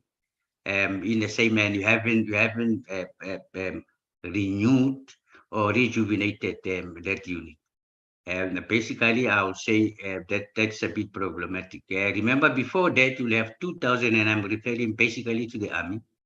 You had 2,000 or a given number of the permanent force uniform of the MSD, and the 500 we then know from the very outset that they will be joining the reserve force, and the rest is for permanent force. I'm not quite sure whether I've answered Honorable Marais sufficiently. If not, maybe then you can help me, sir. But no, thank you very much for those responses. I've just check if there's any other hands that would want to, or follow-ups for that matter, if colleagues are not satisfied with the responses, but I don't see any hand. Okay, Honorable Mare. Thank you very much, Chair. Thank you very much for those answers. That is, it is certainly helping to understand the challenges a bit better. But how does the reserve force then be structured? Is it not in reserve force units, or is it just a national database? How do you keep track of where is your members, your reserve force members? So if there are reserve force units, where are those reserve force units? Or, you know, how do you put them into groups or units, for a lack of a better word, so that you can call them up on a regular basis and that they are being prepared by their units before they are called up? So I just wanted to understand that challenge, because, you know, then it means that we have got an outdated, and excuse me for using that word, but an outdated regiment system maybe, that cannot help us with the reserve force tasks that we have. You know, somewhere along the line, we will have to then find a solution to this problem. Can I just find out, as far as I am concerned, not all the MSDS students are being taken up into the regular force after their 2 years. So is there no chance of getting in touch with the Defence Force MSDS program, so where there are some of them who are not taken up into the regular force, that they can then be recruited for the reserve force? Because, I mean, we cannot go to war with an old age home. You know, I'm also old, but, you know, that's why I'm not volunteering to go to war in the front lines. I'm too old for that. So we need to address this. Otherwise, we've got much bigger problems than we thought. All right. Thank you, Honorable Murray. Brigadier General Zolega. Thank you, sir. The database for the reserves is with the services. Even those that are in the regiment, they will fall with they will be in the database of Chief Army, because even if you want to utilize a reserve force members, maybe a division like logistics or human resource, you'll have to go through a service in calling up that reserve force member. So that is where that database is. The one for the Air Force is in the Air Force, the one for SAMS is in SAMS, the one for Navy is in NAMES, is in Navy, hence we have director services reserves in all 4 services, because they have the database of their reserve force members. And so, like I've already said, in the past 3 years, all reserve force all MSDS members have been given core service contract. Only those with disciplinary issues or did not meet the requirement to be translated into core service contract did not get. Because in the past, all those who, not all, but a number, depending on the requirement of a service, the MSDS members who would not get a core service contract would be recruited into the reserve, and some of them have now been translated into the regulars. But past 3 years, all services, they recruit according to their attrition. That is going to even be worse now that the department is recruiting every 2nd year, because now recruitment is not even every year, it's every 2nd year. Because already some services in different command meetings have been complaining that every 2nd year might not even be sufficient for them to fill in their attrition. So we no longer, the reserve force component no longer gets MSDS members that have not been provided with a core service contract. Thank you, sir. Yeah, we are generally in trouble, in terms of, I mean, as a result of the budgetary constraints, these are the results that we will have to live with and will have to deal with. So it's very unfortunate, but we understand those predicaments that you are faced with. I'm not sure, honorable members, I don't see any hand for the second round, therefore I'm going to close this item, but maybe before I close, maybe let me give the DM an opportunity to also make an input on the item.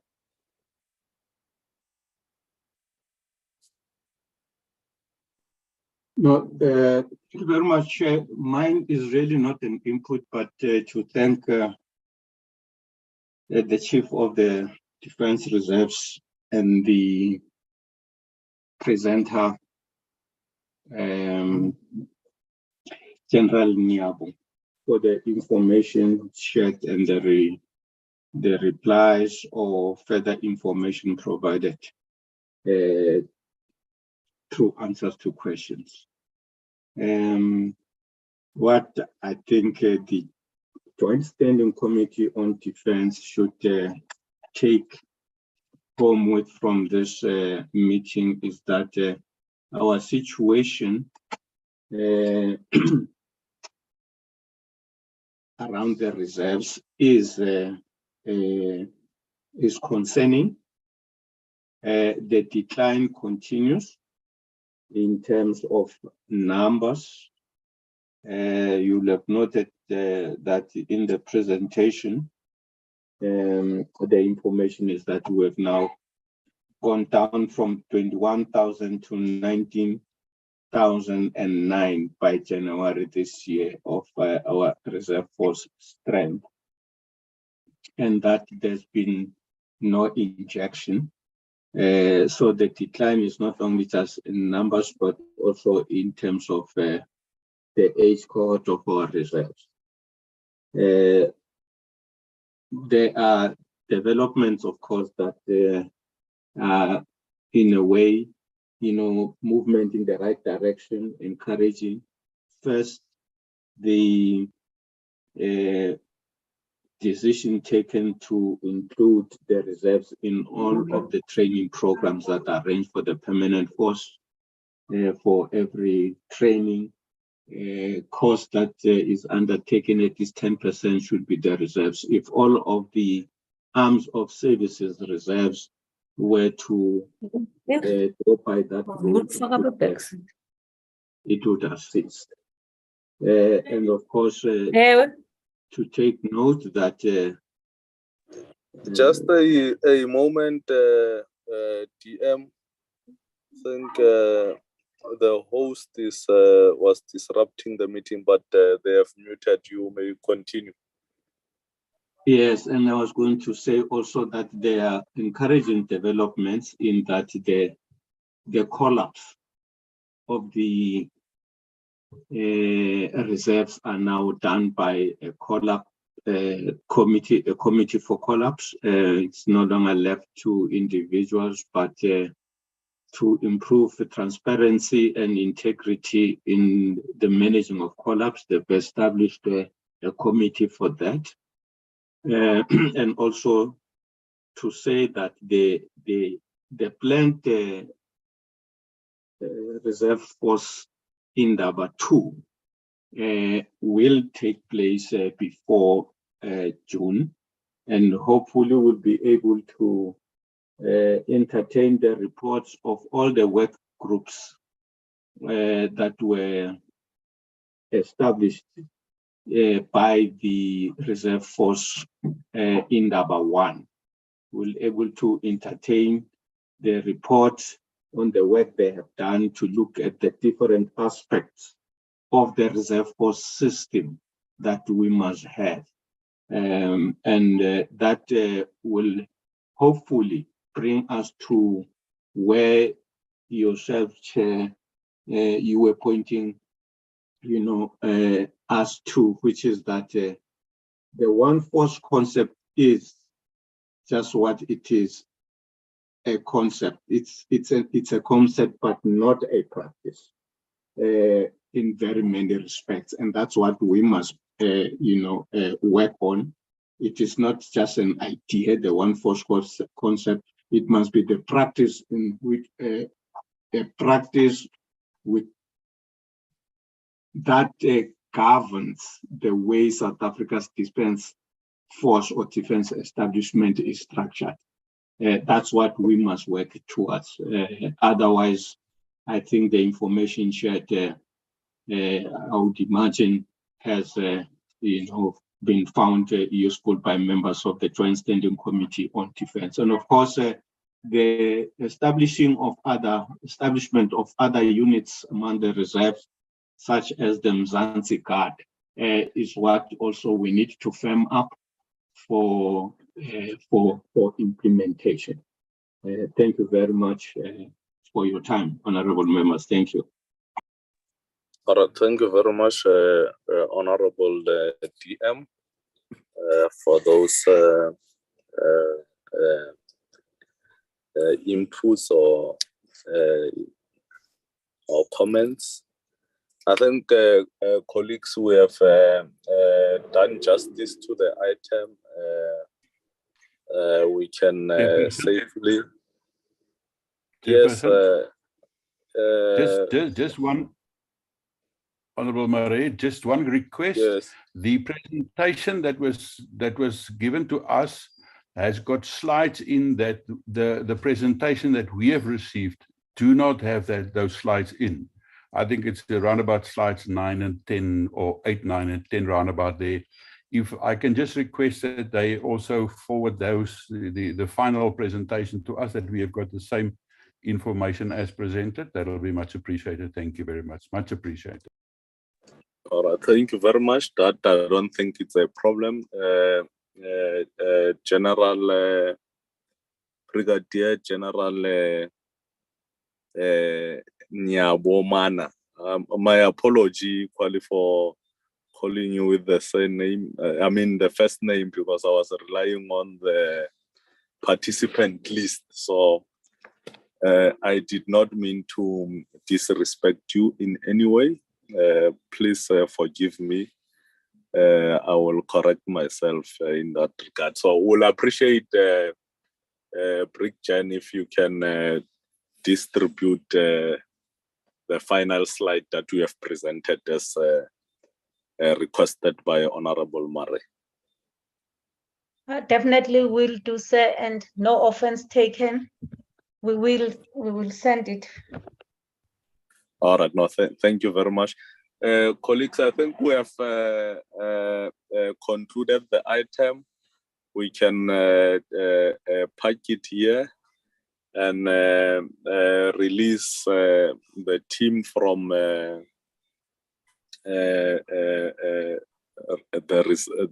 reserve. I mean, Defense Reserve Council. Is it council? I must not be quoting you wrong. Yeah, Defense Reserve Division. Yeah, from the Defense Reserve Division, you may withdraw from the meeting. We'll just be dealing with our own internal affairs now. Thank you, sir. Enjoy the rest of your evening. All right, thank you. Thank you, Chair and honorable members.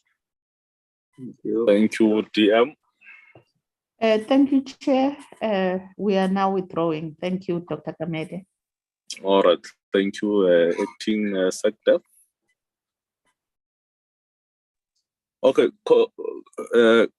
colleagues, we've got 2 sets of minutes that we need to adopt as the committee.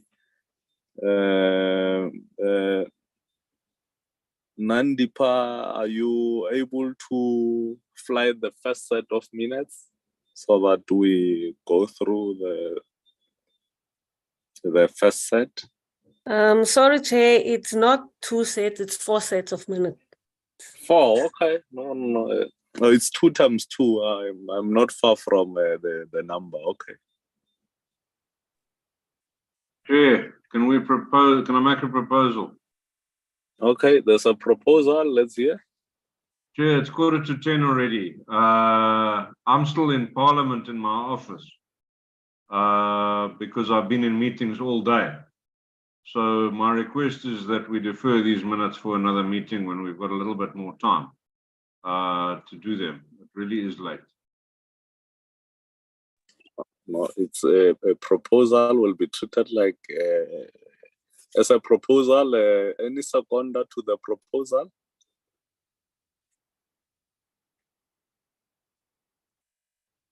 Chair, I second.